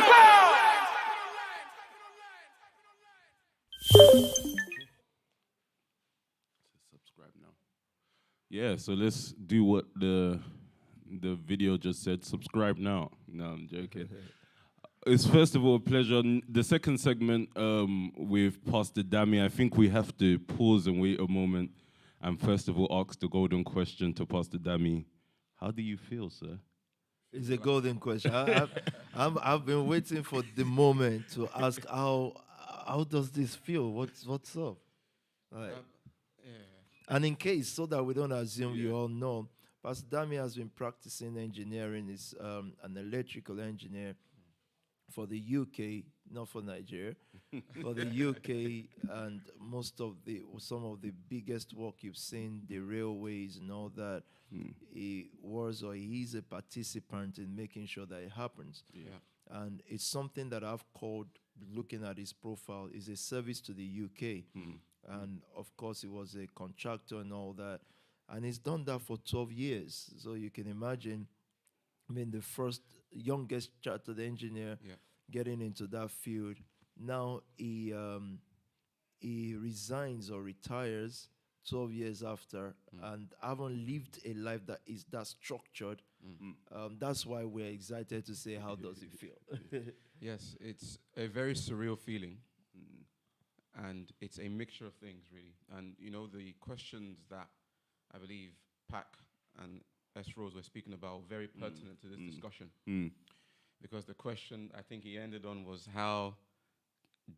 what stops people from being built? Yeah. Right. And when I look through the lens of my decision making, I believe that one of the answers to help that question is people's inability to let go of who they are. Okay. To let go of who they are Okay. in order to hold on to who they ought to become. Yeah. So it's people's inability that's to break powerful. down, you know, to let go of what you've always known. Yeah. If you look at scripture, for example, Jesus would say things like, if you don't lose your life, you can't find it. Yeah. You know, those are some examples. Yeah. And I could go through emails and things, but I think the emotion that hit me the most was when I got so many emails from different people that I've interfaced with over the years. And I think we're gonna ask you to read some. I will though. have to, I read actually. some and they were quite interesting to me. And you started us off on a very powerful ground about people being able to let go of who they are or were or became. But we'll let you go on. Yes. So, and if I use that same line of thought to carry on the discussion, one of the things that PT spoke to me about during the process, you used these exact words. You said, you have to grow to a point where you don't just use your physical eyes anymore. You told me, you said, faith has to become my eyes. And it's also, again, an ability to let go of how you've previously seen life, to hold on to how life ought to be seen. Okay. So what stops people from being able to be built is their inability to let go of who they've always been, the way I see it. Number two, the inability to let go of how they've always seen life. And when you talk about templates, as we were speaking about during the podcast, you know, when we look at people who've previously defined success as just you followers on Instagram or whatever, that is a way of seeing things. It's a way of sight, like Stephen was saying, that the struggle became his teacher. So the struggle gave him a line of sight. But the message is to change your sight. Now, you would not have become who you are today if you didn't have the ability to let go of how you used to see life before. So I think those would be my introductory sort of response. Very powerful introduction. Very powerful. Very powerful. What would you say is your most impactful email from? Oh wow, from the emails that you got. That is a very powerful question. I will try and go through some of them right now, if you don't mind. And I think that I look at the combination of people's, the breadth. So you have people who were my age mates, who I met in the graduate scheme, respond to me. Then there were people who were my mentors, you know, in the professional arena. And I'll read this one. I think before that, which is important, I think I would like to hear, and I would like people to hear, because again, I don't want to assume everybody knows the things you have to do in engineering, the projects, how this came about. I think I want to build up, because someone will be thinking, Peter talks a lot about this retiring thing and Pastor Dami and engineering. Well, it may not be a big deal to you, but it is to me, definitely, because think about a young person, a young man, who also comes from an engineering background, by the way, and have a structured life expectation. When I'm this age, this would happen. I would let Pastor Dami speak for himself, but I don't think that he thinks that in his 30s he will abandon engineering. I don't think he thinks in his 30s he would have a house in where he has a house now, living with 25 people. I don't think it is part of the plan. And it wasn't anti-God. He goes to church. But again, those are things I will let him say by himself, so that it then builds me up to now talk about building. Absolutely, sir. So I will try and start as close to the beginning as possible, if that's okay, right? And here I was, a 15-year-old guy who finished secondary school in Nigeria. And Air Force school, so I've always been military trained. My mom is an ex-officer in the Nigerian Air Force, and she was one of the leading officers to help with the healthcare system, but never mind. So we mind though. That's we mind. Okay, so she was a wing commander in the Air Force, and at the time, to be honest, know that though. At the time, women just about got to group captain. There was only like one group captain, so on average, that was like the peak every woman would get to. So when she got to that position, she began to look at, I guess, her kids and try to push us forward. So she got me to do exams in the US. So I don't know, many might not know this, but actually I smashed all my exams to qualify for aerospace engineering. So I got a scholarship. You look like you did. Yeah, definitely. So you look like you did. We believe. We know. They didn't know, but we suspected. We suspected that you would have smashed. It's good to be a good suspect, isn't it?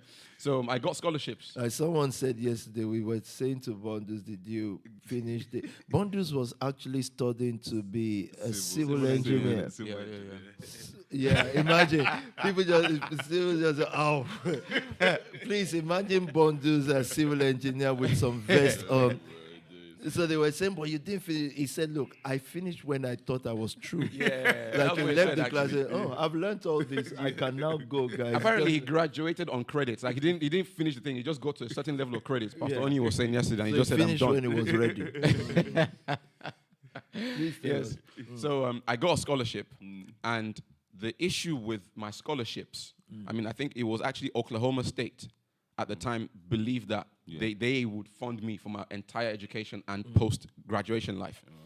But the visa system at the time was such that if you're going to come to our country to do a degree, there needs to be proof that the degree you've done can be benefited from in your country. Now, Nigeria doesn't have aerospace industry, does it? For that reason, the guy told me flat out, I'm sorry, I can't give it to you. Wow. So imagine this was a young boy who had all the scholarships, and I chose Oklahoma because the state was like proper for me. And so at the time I just came, I said, you know what? My mom said you could come to the UK instead. I joined my cousins, Tobi Afolayan. And I made a decision I didn't want to do A-levels. I just believed I would not do it. And I didn't do it. And the university said, okay, let's trial you out as a 16-year-old. And within the first 3 months, I think I got 100% on all my exams. So that same, by March, they just said, okay, you know what? By this September, you will start your degree. So I started from that perspective and, of course, qualified as an engineer, or graduated rather, then started working in network rail. Okay. So I have to highlight a few things now about where I'm coming from in terms of the mindset and things, challenges I faced in the industry. My first job was a job that no one wanted to do. My first project. And I was a young 19-year-old. Now, that's not true. I was actually 18 at the time because I was halfway through my degree when I started this project. I went back to uni, completed, then they said, come back. Okay. So halfway through uni, 18-year-old guy in a room full of middle-aged white men. I'm the only black guy and definitely the youngest. And the question came from the head of engineering at the time saying, who thinks they can solve this problem? And I put my hands up. And you have to understand that I did not know what I was getting into. So at the time, I'm recalling this because someone asked me a question over this weekend about how to master your profession, how to master. I was teaching them about mastery and competence. And my point to them was, I may not have had all the experience in the room at the time, but I just had a belief. Okay. And what that belief enabled me to do was to build the right relationships in the room. So in that same room were people that actually had the answers, but because of their ego. So you see, the profession that I've left, it's a very egotistical thing. Like, you know, I know more than you. I will not say it like that. I'll just throw slight jabs in meetings and make you know that I know more than you. But in that room were people who had 45 years, 50 years experience, 25 years experience. They all knew the answers. But because A will not share with B, they couldn't solve the problem. Together, So there we are, this 18-year-old black young boy from nowhere. I had to travel miles. I went to Scotland. I went to Derby. I went to freaking Ipswich. I went everywhere, canvassed the whole UK to speak to the right people. Come at the end of it, I write a report. And I say, this is the reason why all your cables are burning. This is costing you £3.2 million every year. And by the time I come up with a solution, from now till the railway stop in the UK, guaranteed every year, £3.2 million saving just because of something I believed I could do, even though I didn't have the experience for. And I told people I was able to access that solution, not based on my experiences, because remember I was a spring chicken at this time. But I was able to access it because I leveraged on relationships. That was what I did as an 18-year-old, and forevermore that will be in the history books. Policies, standards have been written based on the work that I did at that age. And so when I read some of the emails, you see sort of the impact, and we could talk about that later. So. And that's why I felt that background was important, because otherwise someone would just hear it and say, "Yeah, engineer. What does?" And it to our community, what does engineer mean? We just think things run themselves. Yeah. We thought the railway, some carpenter just put the iron together, and then they dumped a cabin on it. But to understand that this is beyond engineering, this is actually a life, a principled life built over time, and it's built on the fact of how you are wired. Now you come to a place where whatever year you join the Spark Nation family, the year starts and everything starts to change. I want that story as well. I want to see your journey. Then we come to this moment. Because again, like I've always said, I think segments like these will be relevant now and then in 10 years. Yes, sir. It will continuously be relevant to certain people who picked certain issues in life and want solutions to it. So just the same way you preferred solution at the age of 18, one would wonder, why would you not want to continue to serve the country in that capacity? Why would you not want to continue to help UK in that capacity? Because, so I can I think just the interrupt journey, you there? please go. I mean, if I said as an 18-year-old, I've saved them £3.2 million every year since 2008. Yeah. I've not made £1 million from the railway yet. Yeah. So that's one of the reasons why I'm walking away. I'm sorry, but if I've saved you that much, guaranteed between then and now, 30 mil plus. I wanted to say that, but you would have thought this guy's money. No. Yeah.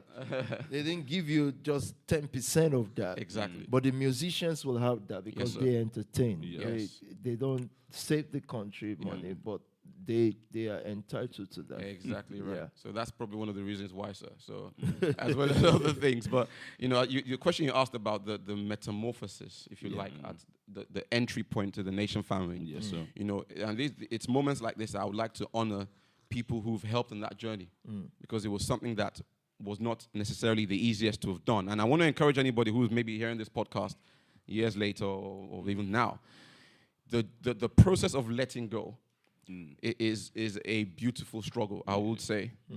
But you need to, I think one of the key ingredients is a level of humility. And I want to honor specific people. When you imagine coming to a Sorry Keys at the time, and actually prior to that is a Pastor Nikki. And I want to give that opportunity now to honor her. I always do this because Pastor Nikki helped a Pastor Tolu. And because she was able to help Pastor Tolu, Pastor Tobi was able to help me. And I want to take that opportunity to do that. Because when a Pastor Tobi is going to a place, dedicating her time beyond what looked like the average should do, that already gets me thinking, like, why are you spending all your hours? Like, why are you there till late? Sometimes you ask me to come and help you, like drive you, but I don't want to do it because I'm tired. But it's a process of letting go, and people helped me along that journey. So Pastor Nikki helped me through Pastor Tolu. Pastor Daniel helped me. And then the beautiful time was when Pastor Daniel would be like, right, you need to then meet a PT. Pastor Tolu would tell me you need to meet a PT. So I met you in their house, for example. You saw me, just said, what are you holding in your hands? I think at the time I had some book from one church that helped you with structuring your savings and things like that. Yeah, I remember that. I remember that. That's mad.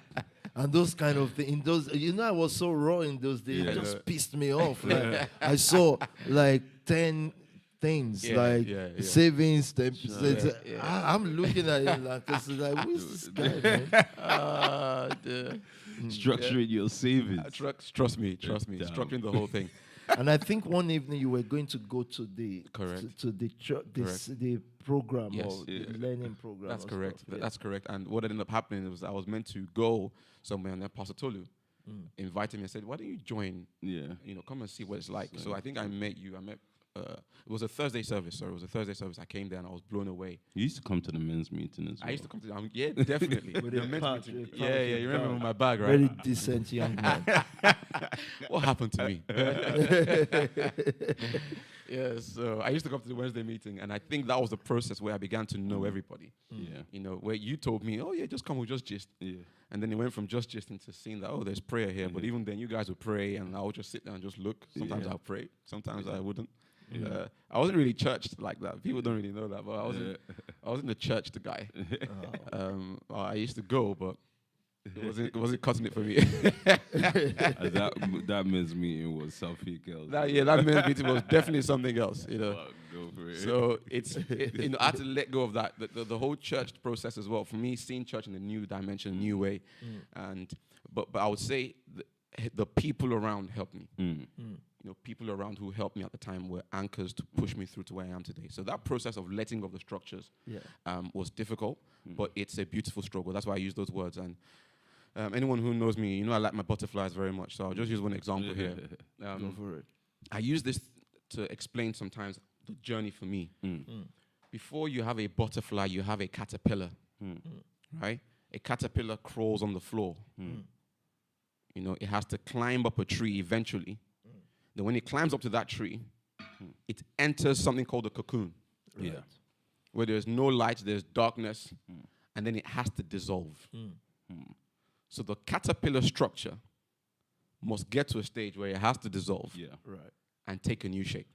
So it becomes this soup, in effect. Right. Then from the soup, the butterfly starts to form. Okay. Right? And eventually the cocoon breaks and the butterfly flies out. And I'll tell people, do you know that it was the same thing that climbed up that tree that's now flying? Right. Okay. Yeah. So I said, if I didn't learn to let go of my caterpillar mindset, I'll never embrace butterfly mindset. And the way I described it was, caterpillar is hard work. Yeah. You got to climb the ground, you got to crawl, you go in 9 to 5, you got to do all that stuff, caterpillar thinking. Well, there's a way of getting to point A, from point A to B in an easier way.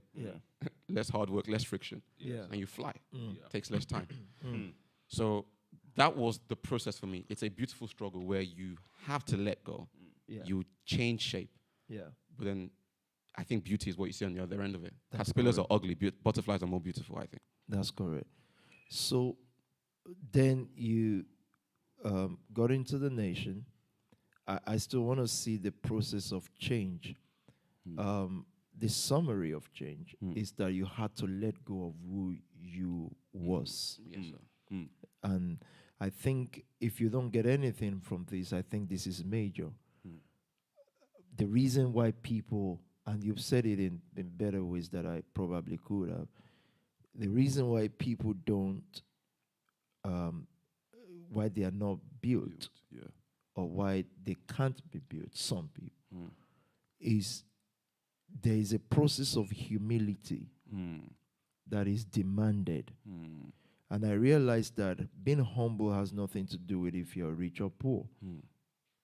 It's just the poverty and the riches of the mind and the mindset.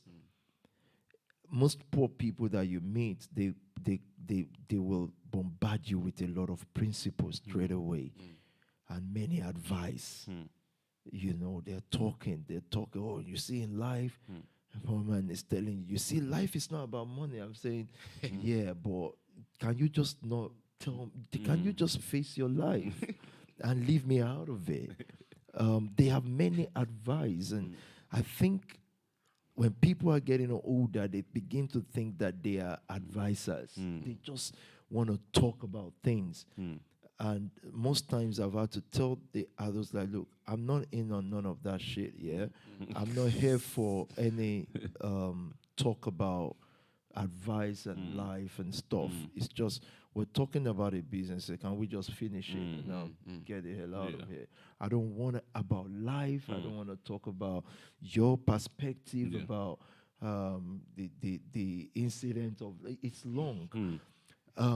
But I said all that to say that, and so a decent up and doing older person, they won't start advising if you don't talk. If you don't, even when you talk, ask them, they don't want to tell you stuff until. So for me, if you can't let go, I just said that to say that age does not also bring humility. It is realization. Realization of how less we know. How there is a bigger world outside of what we may think we know. Yes, sir. Even though when we inherit survival, it presents itself as a total truth.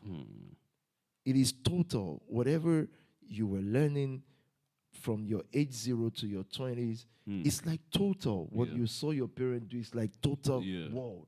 What you saw your secondary school. So as a girl child, a guy comes to you and you love the guy because love for you, that's the totality of it. Because someone has defined it for you. Riches and success too, you believed it as total. And that's why I think that God raises certain people, or life calls on certain people to show other people that there is more to life than what was total. Because the reason why most of the young guys outside there will not see a Spark Nation is they already embrace the totality of something. And even worse now, they're now looking at people that don't care about them from distance and saying, yeah, but he did this and it's not a big musician. They will never be able to reach where that person reached. They've embraced the total truth. Meanwhile, the person that's reached that place, as he reaches the place, he now sees a Spark Nation and realize, oh, wow. Thank God for escaping that world. But I'm not going back to them to tell them, guess what, guys? Spark Nation is trying to do that. I'm not saying nothing. I just want to be, I just want to be safe. So hence why it is important for me to now see what then happened to you when you came in. Then we start this discussion about building. I just thought that people needed to know your story without assuming everybody does. And then you can read the emails because they were quite touching. Yes, sir. Yes, sir. So one of the first things that I then had to learn to cope with is people. So you see, one of the most interesting things about the professional career that I want to highlight to people is that it sets you up to build an image of you. So the main aim, get the best grade, get the best job, get the promotion above everyone else, look good, be good. I had to even sort of highlight this to some people the other day, that part of my struggle over the last 3 months of resignation is that I had like an internal war where I know going to Waterloo or meetings with clients was an easy thing for me because it was my daily fix of, you're smart. You know how to solve these problems. You're the one we come to when there are issues and you know how to do it. Contrast that with a life where the variables you cannot quantify. Today, it could be Mrs. X. Tomorrow, it could be Mr. Y. They are totally different people, and you cannot solve them with just one fixed list of solutions. Whereas in engineering and mathematics, 1 + 1 will forevermore remain 2. With human beings, Mr. X and Y, it might be XY or YX, or XXXY. So I had to learn how to deal with people super duper quick. And I believe one of the blessings that was disguised for me was the birthing of the power base from the elite family.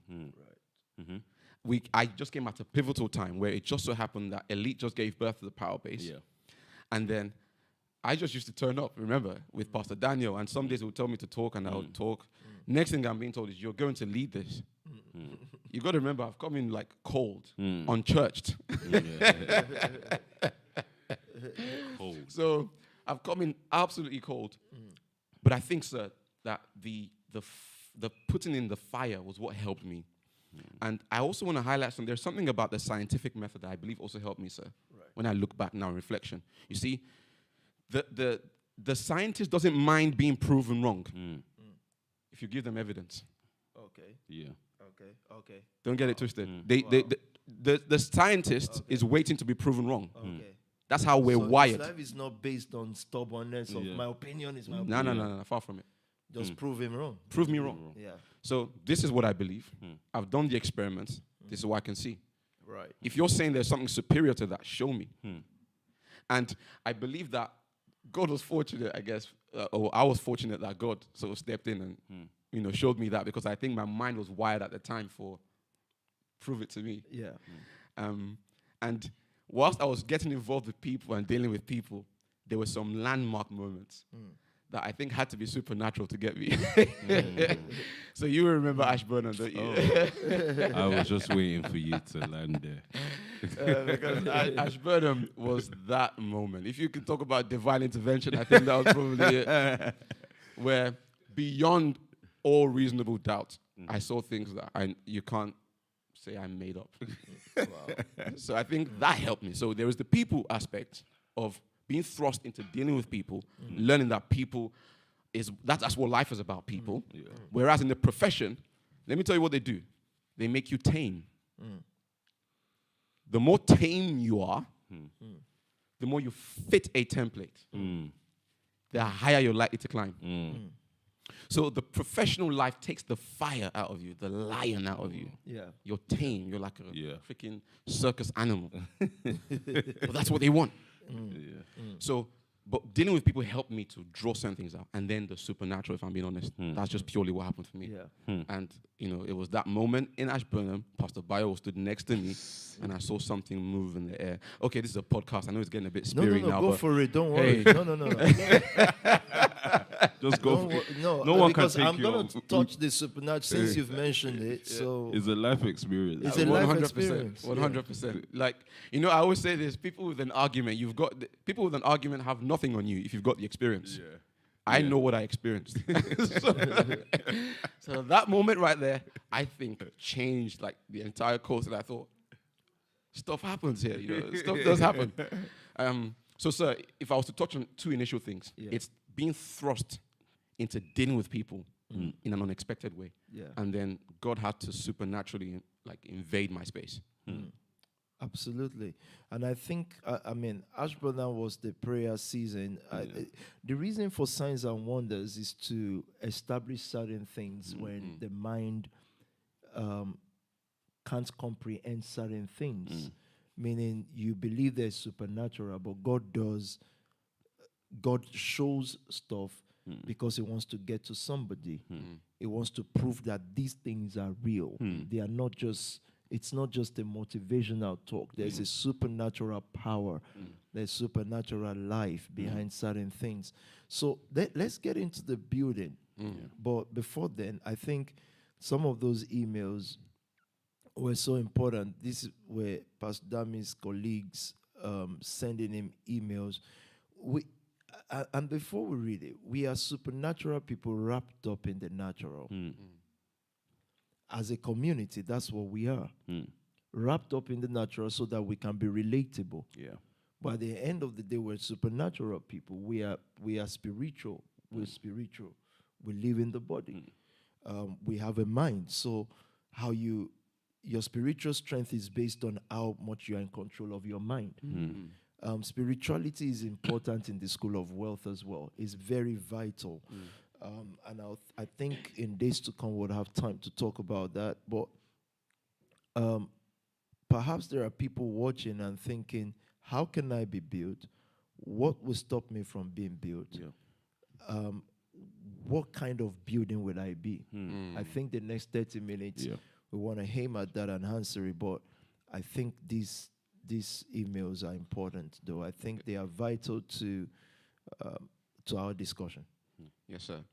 So I will start. The one email I'll read quickly is from a guy who actually mentored me in the Great Western Project. And the Great Western Project was the electrification or putting electricity to the trains that go between Paddington and Wales.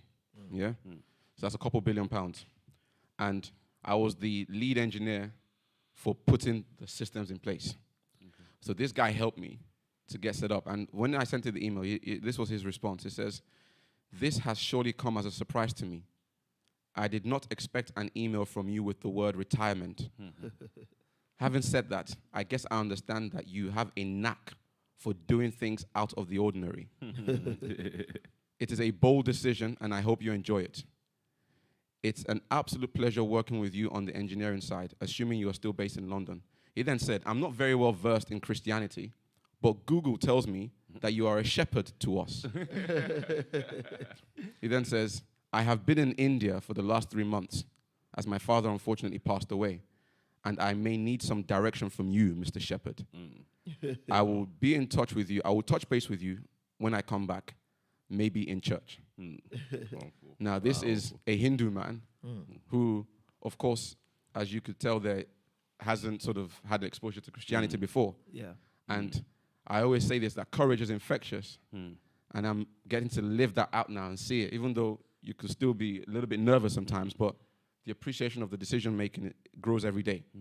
Every day I appreciate why I had to make that decision. Yeah. If you want me to go to the next email, or do you want to touch on the first one, sir? Go to this. This next one is one of my co-colleagues when we started in the graduate scheme together. Right. He says, engineering has most definitely lost a star. Dammy the Wonder Kid, who is retiring at the ripe age of 21, having started at the age of 11. So he's making jokes at the fact that I started really young. Young, and then you're retiring young, yeah. So he then says, I always had and will always have ample time to talk with you on any subject.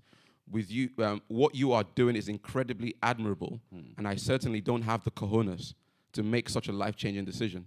What a fantastic role you're undertaking, and no doubt you've got all the learned skills to make that happen. Maybe you'll find the next Dammy superstar and give them an opportunity within engineering. Then he goes on to say, I still remember clearly the day on the graduate scheme where you taught me how to do the full Windsor tie, the knot. And I have since taught another 10 people. And if they've taught one each, that's 101 people in total.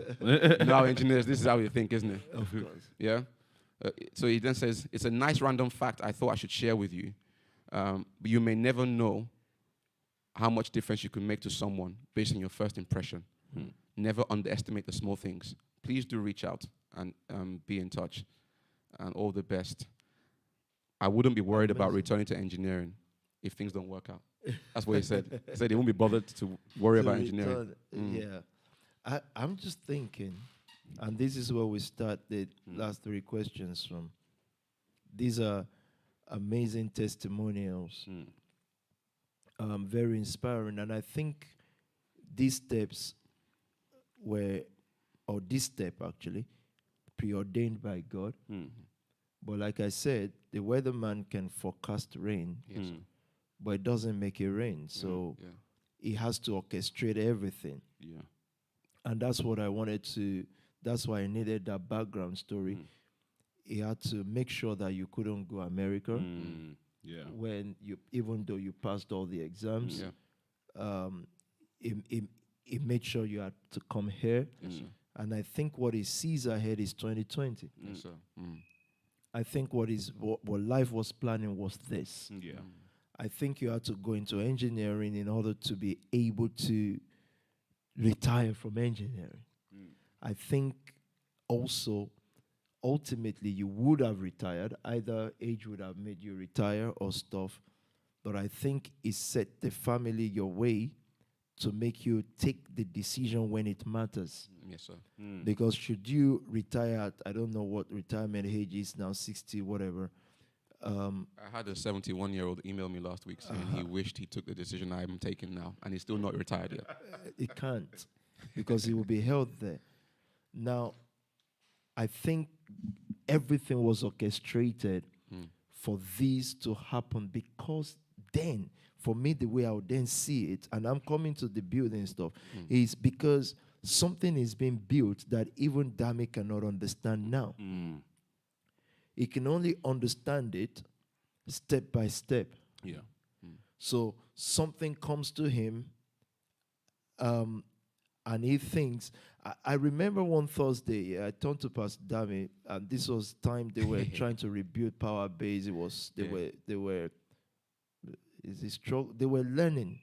They were, however hot or stuff they seem to be, or things seem to be then. So I said to him, I think I sent you a text or showed you a message. I said, so tell me, what would it take for you to retire and stuff like that? But I must say that for me, that was me asking him a long-term question. So I said, go document what. So I wasn't thinking like, oh, this year or next year. So even he coming to tell me, I think I'm ready, that scared me at first. Like, oh, damn. Like, I'm a faith man, but Are you sure? So I just said that to say that in a person that is buildable, being able to be built means you are extremely moldable. So he is being molded per time. So the time comes, say, go lead power base. In those days, I don't know any better. I just think, I just see a person and I just see pastor. I don't see nothing else. I don't see he's a young guy that has 3 boyfriends. I don't care. I just say, hey, wow, pastor, or evangelist or soul winner. And I guess the reason why God had to rebuild or rewire Nation Family, Spark Nation to be that is, he's just saying, so all the years, the first 10 plus years of my ministry life, is just sending people that are not moldable. And he sees how much I've tried to mold them. Yes, sir. Yeah. But that was the experience for me, and it was necessary to also test if I am moldable. So in being able to mold is checking my being moldable as well. Yes, sir. So it was going on a completely different trajectory of church. But guess what? I've never seen a Spark Nation before. So for him to be able to build me, I've got to be completely moldable. And if I'm going to be moldable, I have to be completely out of the struggle. Yes, sir. I can't have friends. I can't have family. I can't have associate. Why? So that I don't have people that I compare myself with. Yes, sir.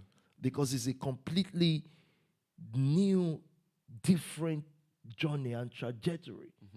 So I can't look left, right, and everywhere else. I've just got to look at me alone. And if I'm going to look at Tobi, if I'm competing with Tobi, that Tobi I'm competing with has to be a perfect, near perfect guy. Now, perfection then, what the vision and the building then did was, because of vision, there are things others were doing, and they are doing it out of weakness. They're weak, like I am too, like I was or I am. But if I'm going to do wrong, whatever wrong means, though, I'm trying to remember an example. I don't have any, but I also don't want to sit here and say I'm perfect. I'm not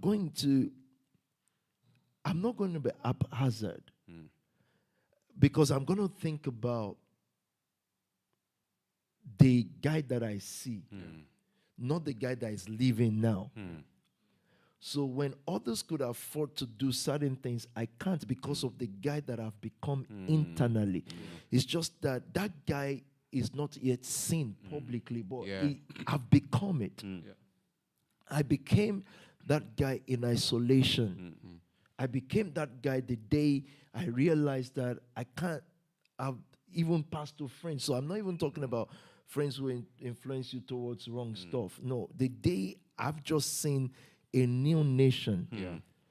And when I've not seen that new nation clearly, I was telling people about the new nation because I've not seen it clearly.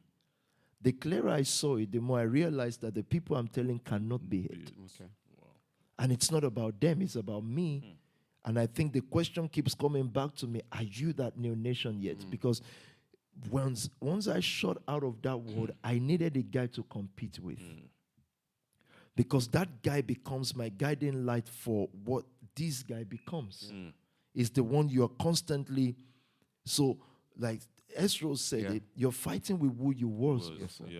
And I realized that to actually be out of who I was, I have to cut out all the people that are that. Because they are that, that's why they are in my life. Yes, sir. So once they are cut out, I'm now on my own. And scriptures like Jacob when he was left alone will make sense now. Because he wrestled with an angel. The reason why they put God and angel there is a perfect being. An angel, you guys, we will all say, are you an angel? Meaning saint. The guy that was in the womb was Jacob. Perfect. He was not a supplanter. He's not started his battle with Esau. He hadn't had to lie. It was the angel. So when he met that guy, the Bible says that he was left alone. This him and him now. Everything he had become. Remember, this guy already has many kids from Laban's house, many businesses. But when he was in isolation, it was him against him. And he wrestled himself and became Israel. So why are people not? And remember, when it wasn't that, he first went through the battle of survival. An angel appeared to him and said, the land you're standing on, that's where I got the notion of nation and contract. He said, the land you're standing on is for you, and I'll give you all the land. Everything is going to be yours. But because of what has been happening in his head, the guy said, if I have clothes and drinks, I'll be fine. Guess what happened next? He gets to the house of Laban and he signs a contract. What is the end of the contract? He was cheated at the end of the day. It wasn't going to work. Then he sets back on this journey and he realizes that whatever he thinks he has, Esau, the guy who is doing all the wrong in this world, has even more than him. Then he realized it's not about the having, it's not the followers, it's not the this, it's Jacob, who are you?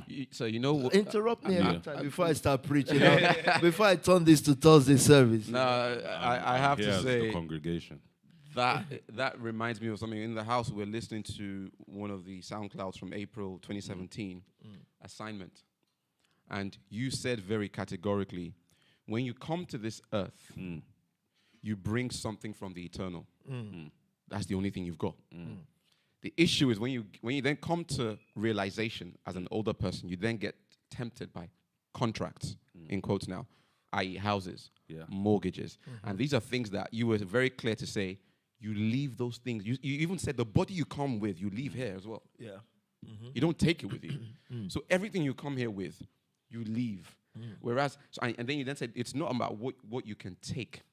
It's about what you're meant to give as a person. That's right. right. And so if as a human being, we get tempted with contracts, which is what I guess the professional life also does. Contracts. They tempt you with these temporary things that solve temporary problems. And as you said yesterday, I believe, you can't use a temporary situation to judge longer term things. I can't remember exactly how I wrote it down in my notes. And that's how we've got to look at it. Contracts are temporary. But then it is not also about what I can get from this world. There is something that I was meant to give. That is the true definition of who I am. And Israel, Jacob wrestling himself was meant to give Israel to the world. That's right. And that fight, they had to grow beyond all those different parts of the contracts, the tempting, whatever. Fight with that person to give who God had in mind, Israel. Correct. Yeah, absolutely. So I was actually gonna talk about the contract perspective that PT had brought out, because when you then mentioned the fact that Jacob has gone to Laban's house to sign the contract, but then he comes out with what he thought he was looking for, but not what he wanted. So he comes out with a woman, but it's not the woman he wanted. So it was just making me realize about the fact of, when you were mentioning people who succeed and then eventually still come back to think, nation family. Because yes, they got what they were looking for, which is they went into the contract because they were looking for a female to marry. They put their own name to it. It was Rachel that they wanted to marry, or Rebecca, or whoever. But then they got Leah. But it was still what they were looking for. But then after a while, they come back and they realize what I thought I wanted, I don't really want. So we have this notion or this concept when in the world right now, and especially because now we've kind of been separated. And I have to tie it back to Pastor Dami's story as well. Now that we've been separated and we're consistently seeing the evolving of lives as well, you see a pattern that enables you to distinguish now the difference between a man who is built for nations and a man who is contracted out. Because there is still a man that can be in the nations, but that is contracted. There are certain people that are, in certain realms, there are politics plays a role in the livelihood of certain people. Yes, sir. So they get into politics, for example, to survive, but not to build a nation. Right. And then there are also people who politics is an ambition. Yeah. So I'm using politics as an example. I'm not summoning it down to nations at all. But there are people who politics is an ambition, so they want to become the president of the world. And then by the time it then gets down to real nations or nation building, they're not able to do so because they were never built. They belonged to a system that contracted them for a while. Yeah. So being able to distinguish, and that's why I said it comes back to your story, because you know what I sat here wondering? I actually sat here wondering, just thinking about how great you were in exams. Yeah. And thinking you got 100% in exams, but then you mentioned that there is a different exam, and the exam is people. The people of X and Y, which is a whole different equation than the Pythagoras theory or whatever theory you would have gone through. That's the only thing I remember from school. And so the issue of being built, and it's a very sensitive issue. I'm listening to one from yesterday and Thursday when you began to speak about building, but it's a very sensitive issue because you know that is actually our job description. Correct. If we want to talk about what is eternal about us, it is the guy that wrote the email, he said there's a knack, there's a wiring to build. Yeah, that's right. There's a wiring to build, and then also to talk about the fact that there are certain humilities that almost came natural. Yeah. Even though, and I'll take it back to like my first few years experience, even though yes, you're coming from a road, whatever, there's a desire to be molded. Yeah. There's a desire to look like something. And there's a desire to almost imitate something. So you were speaking yesterday about modeling and how modeling is different from mentoring. Mentoring is talking about things, real words. Yeah. So you say, be this or do that. But then there is modeling. And I think when we're talking about being built as well, I think there's a modeling when it comes to molding as well. Yes. Because you model how to be molded. Yes. And not just how to mold. Yes. So can I go on. back you up Please. as well with a definition, if you don't mind? So I was trying to check on my phone. I have a knack for doing that as also. A pattern, this is definition of pattern, sir. Okay. An original or model Okay. that is proposed for imitation. Wow. That which copies are made from. So as you were saying there, mentorship could be a talking thing, but modeling is when you are drawn close enough to somebody who has learned how to let go of themselves. Yeah. When I look at your evolution through photographs, let's say, there was a man who was destined for just the chambers in the law firm. And now today you are influencing in ways untold through the social media by what you wear beyond what you speak, if you know what I mean. And so what I've seen in the man there is someone who's been able to transform. So because you are now a model, an original copy from which copies can be made, I could be drawn close to know what it's like, to then model a life that sees change and transformation. And hopefully that would carry on over life, if you know what I mean, sir. Absolutely. You know, the other thing, sir, just before I allow you to talk, is the school, based on what you just said about that as well, and in the school of leadership as well, we kind of saw there's two people, and there's the mentor and there's the model. One is followed because of pattern. So you can look at a person, and I was in a dispensation. I came in a funny dispensation of the Nation family, or we can't remember the past, but I will try and dig it up for this, where you had people who knew how to talk a lot about the Bible, but it wasn't attractive for me because they weren't models. So even though they were talking, I was more focused on the person who I felt was a model. That's right. And do you know why that resonates with you, sir? If you don't mind me interfering. So you see in engineering, when you do a design, there's something called modeling. Right.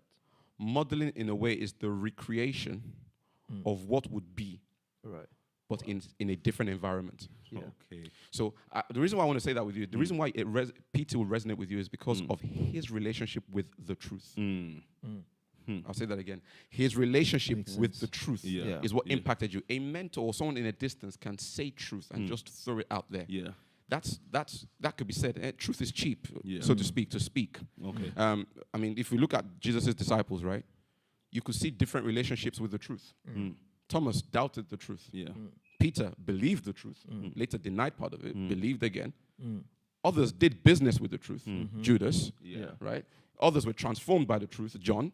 So you see these different relationships with truth. Yeah. So when you see someone who just does business with truth, you relate with them different. Yeah. So, That's right. so I don't mean to be rude, but maybe I could be rude. Who cares? The point is, some pastors that have done business with the truth, you will smell them from a mile away. And it won't resonate. But a model is someone who's had intimate relationship with the truth. Yes. Hence why you resonate with him. And I think that's what I'm learning myself now, where modeling brings you into an intimate relationship with the truth. Absolutely. Not just going through the different examples of doing business with the truth or whatever else. Sorry to butt in. You, a mentor or a mentee, a protege, is a person you take to sight. When you're in sight, you say, oh, the wood is supposed to be here, da, da, da. But in modeling, you take them to the architectural boardroom. Oh, yeah, that is true.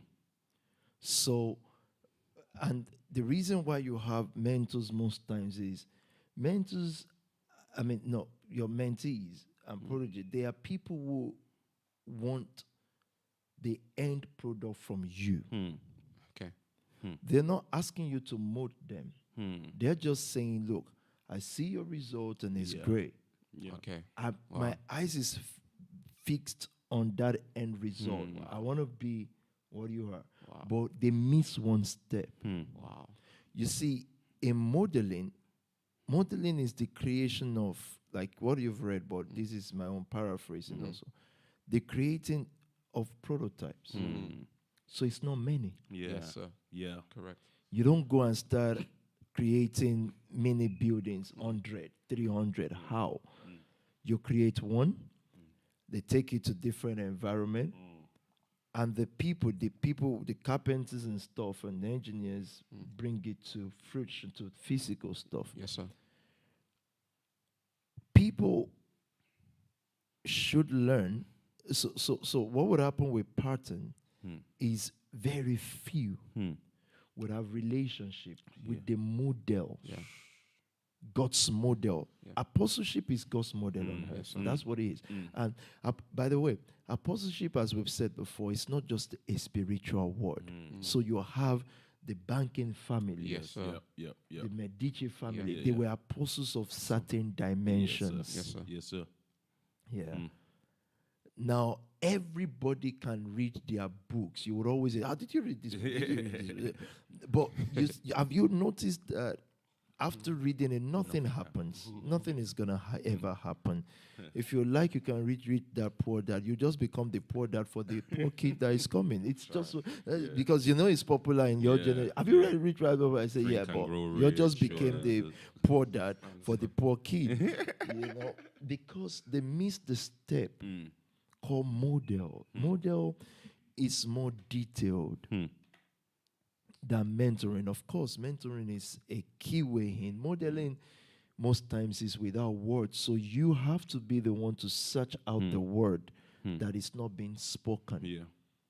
And what is going on here is, and that was what I was saying, in building, you would see, and I think I said this yesterday, you write the story of something according to your own understanding of it. Yes, it doesn't have to be a whole book. It might even be 7 lines. You just look at this nation family, you write, then this happened, then this happened. That's what you study because that's what you're modeling. Yes, sir. Then we bring stories like Pastor Dami's one, and we say, tell us your story. Then this happened, then this happened. Those who are under you, or those who are your proteges or your church members, they also look at that, study keenly. Don't just desire a hand, because that's what we are bothered about what the old building looks like. I just told you. For me, I'm bothered about each material. If you see a master builder, when they are bringing materials, he's looking at the fineness of the material, the detail. If you see, when Solomon was building his temple and he got help from Aram and all these guys, it is the fine details to the kind of stone cut out by so men of CBN, cut out by... Many times we overlook all of that.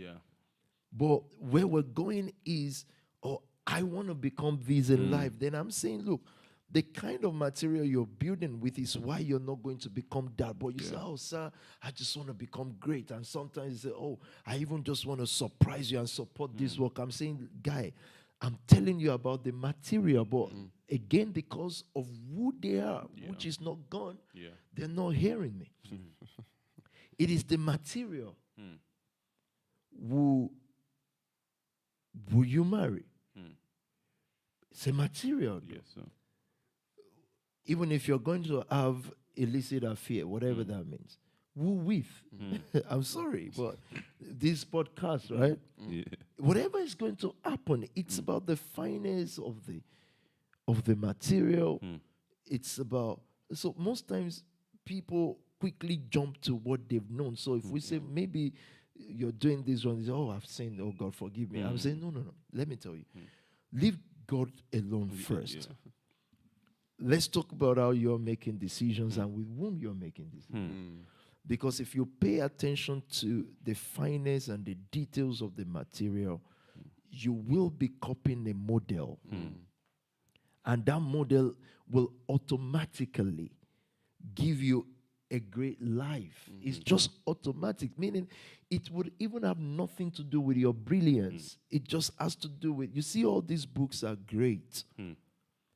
These are great books. The most they can do, and most times they can't even achieve that, is to mentor. But whoever is writing these books, as important as they are, is how to filter out some things that only the people that have access to his modeled life can know. And if I'm writing a book too, there are things I won't write there because it's long. It's just unnecessary. You write some part, and those parts can also be a blessing. They will definitely be a blessing. But it is how a person models a person so much that you hear their unspoken words, and hey, you don't have to be brilliant to hear people's unspoken word. You just need to quieten your own loud noise. That's the issue, is our head that has not become the person it's supposed to become, making noise. So and people, and I've made this joke in the last church live, when people come and they say, oh, I'm coming for counseling, and they end up counseling you. The woman is sitting down. She says she wants to come and see you, and she's the one talking. Before you say, well, you say, wow, I hear that. And then, so you know, these are mentally disturbed people whose problem will just be solved by keep quiet, let me talk. Because you came to see me. So you just came to see me to talk to me. And someone say, well, sometimes in life it's just about us talking. Yeah, that's fine. You do that with your therapist. Yeah, but if you've come here for direction, it only tells me that your mind is so loud. So loud that you don't even know who you are. So whatever I'm telling you, you're not going to hear it because your confused person that you've become on the inside of you, which is joined by community, it's joined together by community, your past experience, your pain, the things you've gone through, they are so loud that once my word hits you, what do? You just interpret it into 100 different fragments. And all of a sudden it becomes nothing. And when you're like that, I can only expect that in a year's time, you're still coming back to me, even though your entry point might be, oh, now I understand what you're saying. It's just an entry point. And I'm saying, no. Have you picked up modeling? Because again, in mentorship, I say, go to Paul's family. You will be there. You're there. Mentor. That's sight. You're doing the sight thing, but you're not modeling. And so I think what you guys have done is that you've made modeling easy, because when you, as a family head, give, people around you automatically, or most times, most of them, give. When you whatever line you're going. So if a person can sustain that, because as family heads too, you understand that you're modeling for them the way you're following PT.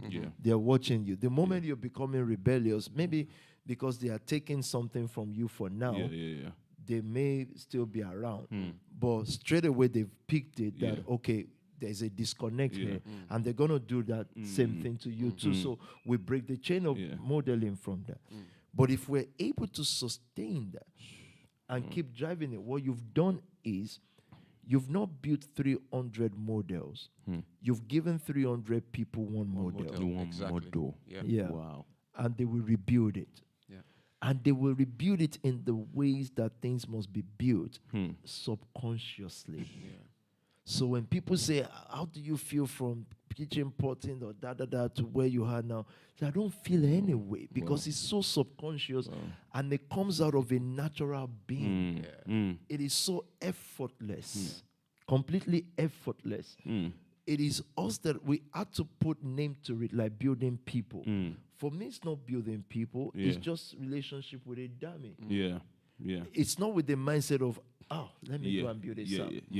It is just so natural that everything around you will begin to go in a certain dimension because of what you've become. Yes, sir. On the unseen part, you've become it. So anyone that comes in contact with you, without them also knowing what is driving or pulling them to become that, they are becoming it. And it is going to be as natural as that. Look at any world changer, like I've said before, from Jacob to Moses. It's them becoming in isolation. And in that place, they come to meet themselves. Develop it, then the taking of nations will be normal. It will be natural, even though supernatural. So, again, back to Jacob, he signed a contract in Laban's house. And the reason why scriptures are to allow that story is to show us the two worlds. This guy also his dad and got the blessing. And all this watching and saying, no, it's not your hustling. Before you did anything good or bad, you were already predestined. All we need you to do is to see now the bigger picture. So in his first encounter, he didn't see the bigger picture. Even though they tried to tell him, at that point also he was alone. And they tried to tell him, become this and all these are yours. But no, he got into Laban's house, he saw business opportunity and sharp guy.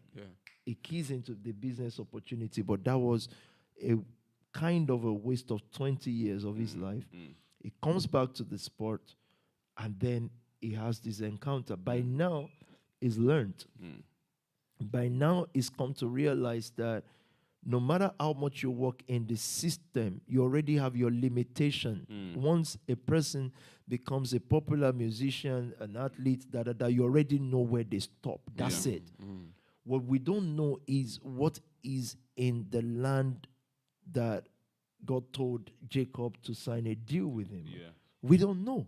But we saw it later because Joseph manifested a part of it, which was the taking of the whole land. What is Israel compared to Egypt and the whole land? What is Israel and Laban's house compared to the whole world coming to buy food from Joseph? But that's why I said that these things cannot become reality to you unless you are just on your own lane. It cannot be, because there is a constant pressure of sign the contract. Sign the contract, you show the paper and say, wow, I just signed with Adidas today, man. Okay, we've already seen that and we've seen the consummation of it. If God comes to an up dealer and says, sign a deal for nation, we don't know what is there. And you have to then come to a place in life, if you're going to be built, you have to come to the place where you've now made up your mind to look for the unknown. The known is very sin. You already know the end of it. So what? If hope dealers in court blow today, so what's going to happen? We can already tell they'll win an award. If they are ever near fortunate, they'll win maybe a Grammy. And they are African. So, well, Africans win Grammy most times because it's a pity win. It's like they have to take from every continent. Diversity win. Diversity win, yeah, which is fine, which is to the advantage of some people. That's even the height, and how many people will even get that. They would buy new cars. They will go to every award dinner. But you already know where that ends. What we don't know yet, is the deal God had with Jacob. We don't know. The guy, the woman, the man who decides to follow the unknown is an explorer. Yes, sir. It's what we don't know yet. And I think that's why he had to give us, or he has to give us, a relatively comfortable community so that we can look for the unknown. Yes, sir. Lands that have not been ventured into. Yes, sir. And it's never outside of us, it's in us. Yeah. What we become, and we begin to follow that what we've become through mentorship and modeling and vision. What we've become becomes the pilot. Yes, sir. Not our community or our parental background. What we've become becomes the pilot. And why I find it so interesting is simply because, you see, now that you're mentioning about the unknown, everything that we are, we had to resolve or determine that we are. So, for example, there's two things happening here. God is building a building, right, with us, but then we are also being built. You know, we are the building. So, but the issue is, you were saying mentorship, when someone comes for mentorship, they're usually asking, okay, I see the end product, which the end product they feel they're seeing is not actually an end product. Because as a leader, you're still thinking there is a distance to go. I'm still modeling something, and I'm still working out the finer details. But one thing that I think is clear, sir, is that we were determined to be gold. So nobody would say to you, first of all, that you are gold, right? You would say to yourself, I'm gold. Because I've determined to be a certain material that can be built with. So even though there are factors that are unknown, the land that is unknown, I mean, or the building, what the building will be is unknown. But what you can make sure is known or is certain is the kind of material I will be that will be built with. So it's almost as if most times what usually trips people is the fact that they can never see where they're heading to. So they would rather hold something physical, and we've talked about this in the previous era of church, of the physical holding of something. It's a ritual of somebody to, they've got to have something to hold. And it almost tries to creep into another generation where it's saying, contract is what now we hold. So yes, I was building something, and let me start with the community first. So you're building something, but the uncertainty of what you're building will end makes you take an offer of, okay, this person has come and said, yeah, we see what you're building. And this is what happens in our community a lot. We see what you're building. You're building a platform. This is got many people in that platform.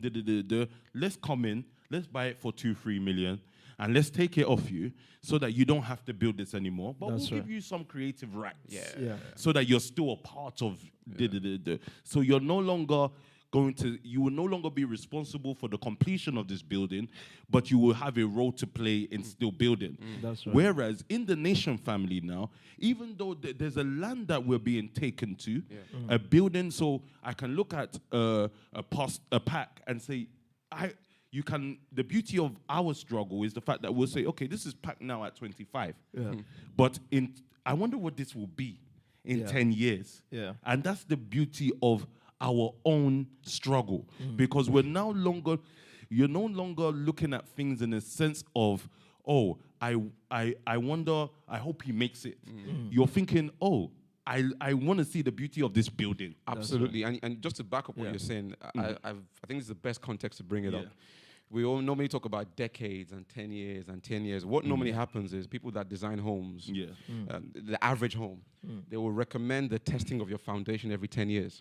So the testing every 10 years is not to say, oh, will this building crack? It's more how much of the design that this building was designed to take, how much is it withholding? So for example now, if I've been testing this foundation every 10 years, I'm proving that right, there are no more cracks, there are no cracks in the walls, everything's all fine, then it's proof that the foundation is designed for what it's designed to be, right? If in 10 years' time, I come and I see a crack on the building, on the wall, I know that something has gone awry. It may not be the foundation's fault. Okay. It might be the work that they're trying to add somewhere close to the building. So if you notice sometimes what they'll do, they'll come and survey your house to check how far wide does the foundation go. Okay. My point is this. Yeah. Contract is like additional work you want to build and add to your house. Okay. From the outside. So imagine this nice house we've got. Imagine if someone just took a tractor to the next there and started digging the ground. Because you want to try and form your own foundation in something else. You could interfere with the foundation that was already designed anyway. And you will see cracks appear over time. So whereas what's meant to happen is if you've got a foundation, it is set for a specific model. Okay. Models are made once. Once you've got a specific design, you make one model, you replicate it. The issue will become if you try to dig the ground to do something else, you would mess up with your foundation and the existing structure would crumble in the end. And I believe every 10 years minimum, by God's grace, when we look over the test, there will be proof that we're still building according to the template, according to the model. If you understand what I'm saying? So for me, that is why the modeling aspect of everything is what sort of neutralizes the unknown. Because there was, even though, let's say Jacob went for work, I'm just using Jacob as an example now, but there was a model, which was Abraham. And that was what's supposed to have neutralized the unknown for everybody else. So, I can't look at my life and ask anymore what is being built. Because I see it. As long as I'm modeling. Right. But then, so that question is neutralized of unknown, even though there is an unknown as a community that we're heading towards. But as a material, the question of what is being built is neutralized. Whether I'm going to be prosperous is no longer a question, because those are the products that people are usually looking for in order to then say, okay, because the issue is never whether people are how do I put this, are confused about, are we still building? It's usually, in my life, there's this minor detail that is missing. There's this minor this, there's that. But I'm saying, but now we've gotten to a space where it's almost like the minor details are actually controlled by what you model. That's correct.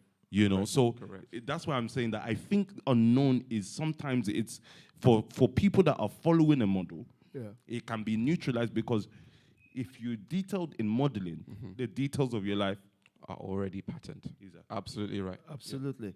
I think for me, community reason is to create a life that has struggle, but different struggle. There is a struggle of, like we said before, I want to be out of poverty, and there's the struggle of aspiration. Yes, sir. Of building a new world entirely. And again, I know it's podcast, but it will make sense when Jesus had to tell Nicodemus, unless you are born again. Like, so if you don't actually believe all this, then look at Jesus saying to him, look, you have to be a new child. Otherwise, we can't build. And he couldn't, because he's got all his ideas. He was a learned guy, and that's why they first read the profile of the guy. Okay. He was a Pharisee, he was a lawyer, he was everything. He's so set. Well put together. Well put together. So as far as he's concerned, and as far as life is concerned, nothing is wrong with his life. So why would I be born again? Why do I have to be a new person? And that is why this community is not evolving. Okay. It is not new kids. People are not giving birth to new kids. It's old kids coming as babies. Wow. They're just in baby's body. It's the same person. Wow. So the replication of the former template, they're just passing it down. That's all it is. So there's nothing like, they are newborn babies. That's not your newborn baby. That's you. All over again. Can I ask a question, sir? Sorry to interrupt you. So does that mean then that success is replication of the correct template? Because you could replicate the wrong template, or the old, maybe the former. Would you say success is the replication of the correct template? That's where I'm going to. Okay. So if Limitless, Park and Esros and all, whoever else is on their team, if they are talking to people and it is just about, and by all means, of course, the studio should make money so they can survive, and so that's fine. But that's the least of their concern, maybe, of their reason for being created. Yeah, sir. That's survival. That's everyday thing, and they should be best at it. But if there is one person, and that's why I said, take a Sam, a Dami, a Honey, or whoever else. Success for me would then be you're able to mold them and create them to what you think you want the next generation to look like. So in the next generation, I just want to see like 5 million Sams or 10 million Oni or 5 billion Dami. Because these guys have been molded and created to then create that all of these other people. That would be success to me. So another success, what you're saying is, success could be the modeling of you. You build a family that is an engineer, and he made a successful engineer. The problem with that is that for what is needed now, and either daddy likes it or not, either you like it or not, what has happened is halfway, something interrupts it, saying this story cannot continue like this. We need it to be something else. Vision interrupts it. And so my whole campaign for this would be, don't just take a picture of success and take it as a whole thing. We have to redefine it, and we have to ask ourselves the reason. Why is this community not progressing? A lot of sexual activities only produces you again. A lot of modeling produces the new world. Yes, sir. So it's not how many kids one have. Because mommy is now saying, by now I want to see, it's just saying reproduce you. And sometimes you have to pause and tell mom, what would you gain for a man to gain this whole world and lose his soul? Like, on a serious note, man, what are you going to gain? But you see, let me tell you something. They know they will gain nothing, but because it is very generational, that question to our kids, they were asked. So it's become something. You will ask it to. And you will never pause to say, why do I want to see these guys' grandkids? Why? like I'm dying anyway. Like, you're getting old. But it's passed down from generation to generation. And only the 1% in this world were able to ask themselves, can I have children that are not children? Can I have a iPhone? Can I have these? And we just thought the white man's life, we just looked at it as they don't think about children. White people are very, children like that. No, they just got more civilized. They just got more intentional. So again, if you look at this community, looking at someone's big wedding day, you are there like, I'm not your killjoy. I'm not saying don't have your wedding, but so two of you are going to be together tonight and then produce who? Who is coming? Who is coming? Who is coming? It's both of you in the same body now. It gets worse. You were kept separate from each other before, but a pastor has come to do joining now. You've been joined in the name of the Father, the Son, and firecracker. And then now you're going to come up with another you, a child that is coming without you knowing you. You have no model for this guy. You're not a model. You just keep dumping. And, well, maybe on that, the churches in our community will keep surviving because you guys will always have stubborn kids to say, listen, we're changing people's lives. But at a point, it becomes a general question for the community. And I've clocked that the way to break that continuous cycle is to have a set of people, create a prospering community. Yes, sir. Over time, filtering will happen naturally. Be filtered, then you'll come out with the best of the best. They'll create comfort places, hubs, which is the mansions, the homes for younger people. then you see the best young people coming out. You're modeling. It will take time, but you're modeling. Yes, and modeling costs a lot of money. Yes, sir. It costs a lot of money because expensive. after modeling, which costs a lot of money, then you would have to find the right engineers, the right da. But I guess what is happening right now is that you're building the war chest to hire the best Yes, sir. builders. Okay. Yes, sir. That's what you're doing now. But in order to do that, you have to have this kind of environment and a lot of words, because right now, after someone has heard this, there are 1,000,001 things from that passed down thing that is already waiting. It's like it's just waiting for the program to finish. You pick up your phone. Like I've asked some of our young friends here, why do you use a phone? No, seriously. Like I'm asking someone, why do you have a phone? Oh, it's normal to have a phone. I'm just thinking, you have not one benefit. For that, not one thing is going to happen. There's not one person that is good that is going to call you for not one good thing. One. Why do you have a phone? You just have a phone because everybody has a phone. Why do you have a phone? Even some adult that we know will say, why do you have a phone? Why do you have a computer? Why? It's not an instrument. Then it's say, just to know what's going on in the world. Then what would happen? If you know, imagine a person that has no influence in the world, no say, knowing what happens. Does it not pain you that things happen and you have no say? Yes, sir. Terrible stuff. Yeah. So if I were you, I would abandon myself for 5 years to build myself to have a say in what I feel. Rather than chasing after frivolities, I'm talking to people. If I was not PT and I'll still get there, I will have maybe like 7 people's number on my phone. 7. That's the family heads and certain heads. Maybe 12 in total. Because every other person, I don't need to talk to them. I don't need to talk to them. I'm just thinking, unless you live that kind of a new life, you will not be built. But Pastor Sam did mention something that is also very vital, which is someone would then ask, how can I know if I'm destined to be built or not? You can decide.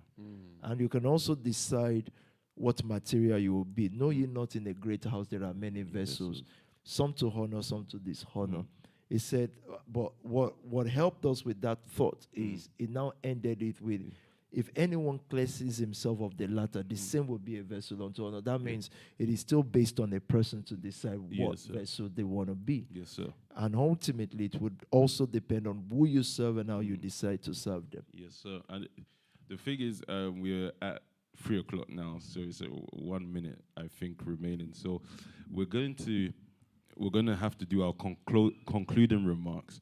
But I would start with the fact that it's an interesting time, and I knew that the conversation that you started from Thursday through to Sunday would spill over onto Monday, because I know many people not just have, I don't think it's questions. I think people, the kind of crop we have now, are inclined to know what it means to be built, and to also know what it means to be builders.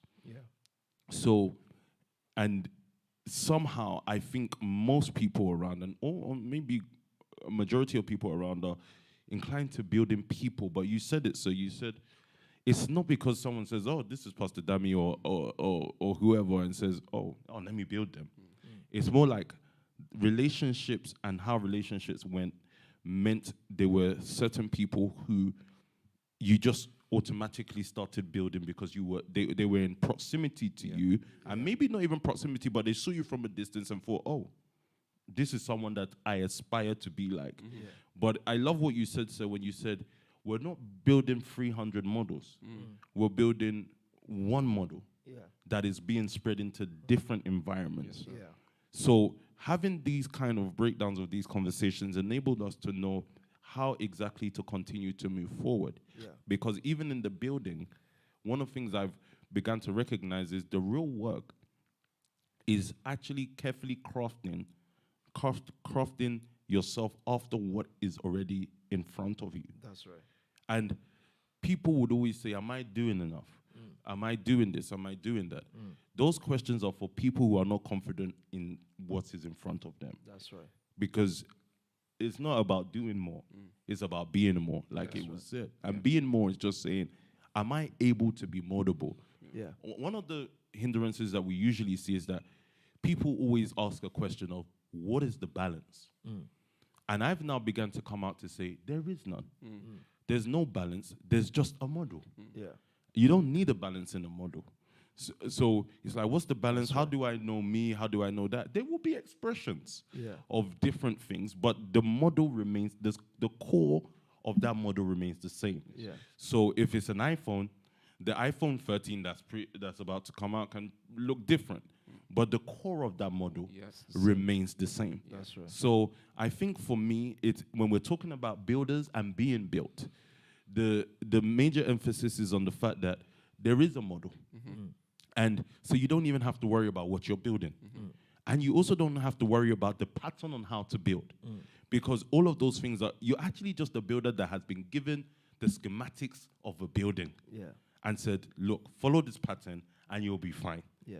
Even given the tools and the instruments, because you have family heads, you have structure, you have PT at the top, you have a whole structure that gives you the tools and the instruments to enable you to be able to build in any environment. That's right. So for me, I think this builders and built, I can't wait till we get into Thursday to dive into this conversation more, but on the simple level, I think this builders and being built conversation that we've started is enabled, I think, myself especially to move forward in being confident with getting people to model. Yeah. Being more specific and noticing those who have naturally just come into the position where they want to model. Yeah. Because I think that's what happens. Everybody is open to have a relationship with you, but you can see the ones that understand modeling and you kind of just allow them to say, okay, you're inclined that way, so model. So those are the few things I've seen as well. Absolutely. Yeah, thank you, sir. And, from my perspective also, it's pretty much aligned there. And you were saying how there is one model. And I believe one of the things that came out from the discussion is, if you try to tamper with it, you would end up causing a fault.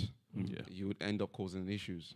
As I try to describe, why if you try and add a building close to this house, too close, you would affect the foundation. So don't try and build your own thing. It's one thing I've learned. It's also your capacity to let go.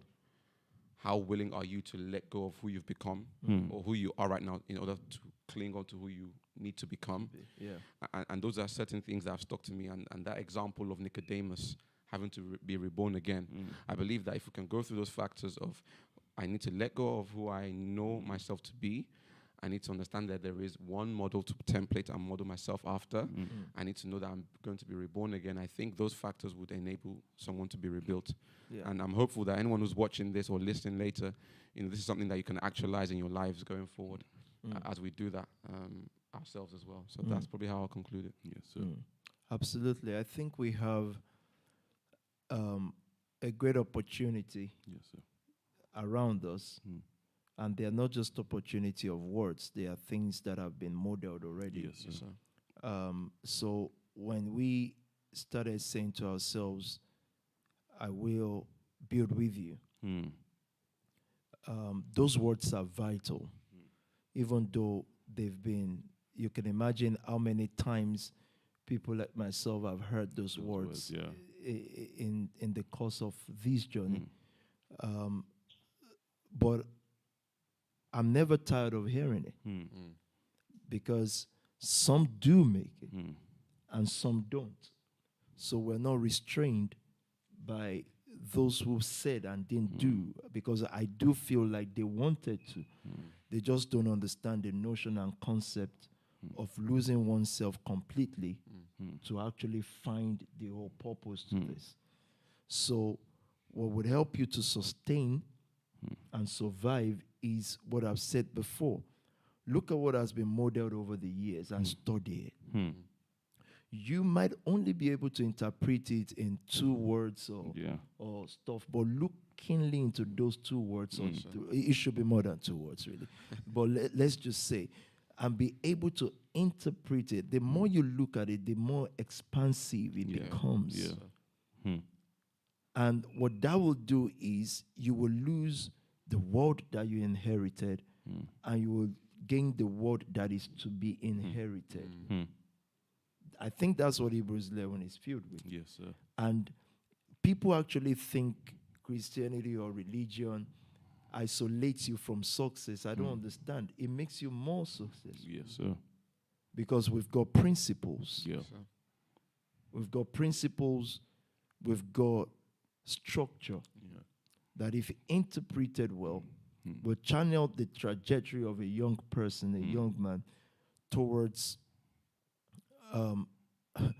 towards a, again, let me use the word risk-taking, but that is based on certain conviction. Yes, sir. So wars that are fought because of religion actually win. Yeah. So I need a new word fought for because of religion. So it has to stay. Yeah. Yeah. So we cannot say that let's forget spirituality and all that. I'm just demotivated. You will lose because it takes more to fight through and to win. Sir. There must be a drive that is more than this. That's the message, isn't it? You were saying That's earlier. the message.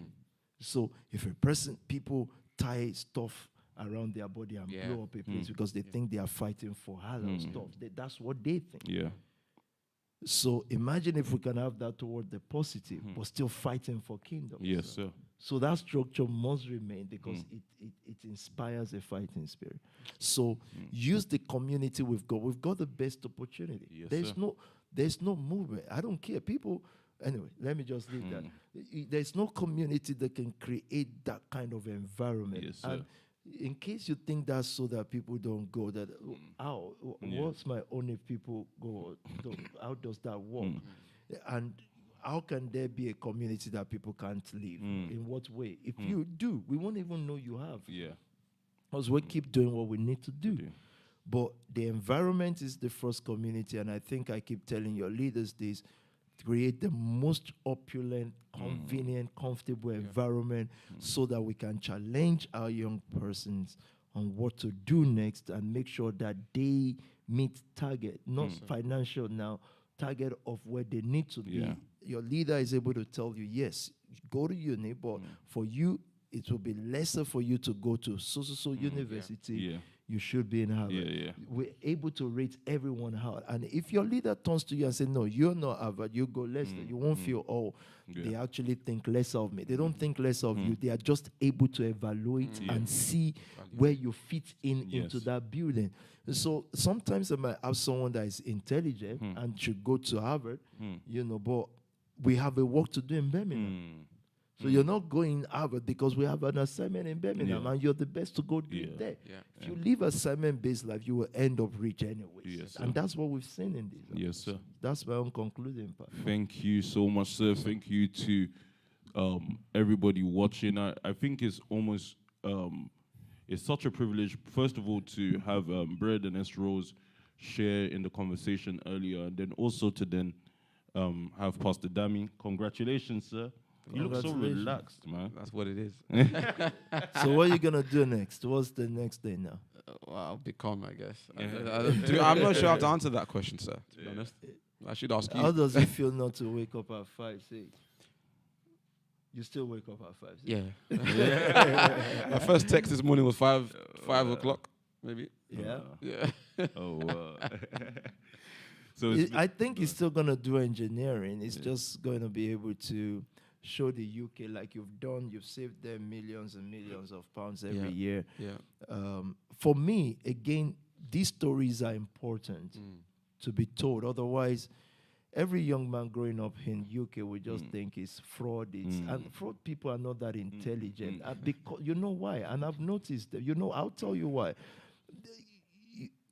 You missed a period of process. You've missed a period.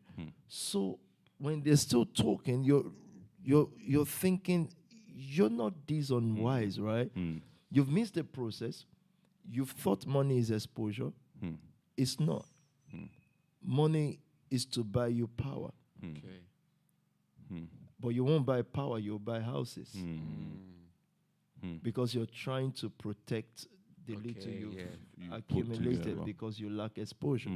So, but an engineer also you you have a dream of becoming a millionaire. How many years would you have to do engineering to become? Again, it is still lack of exposure. Yes, sir.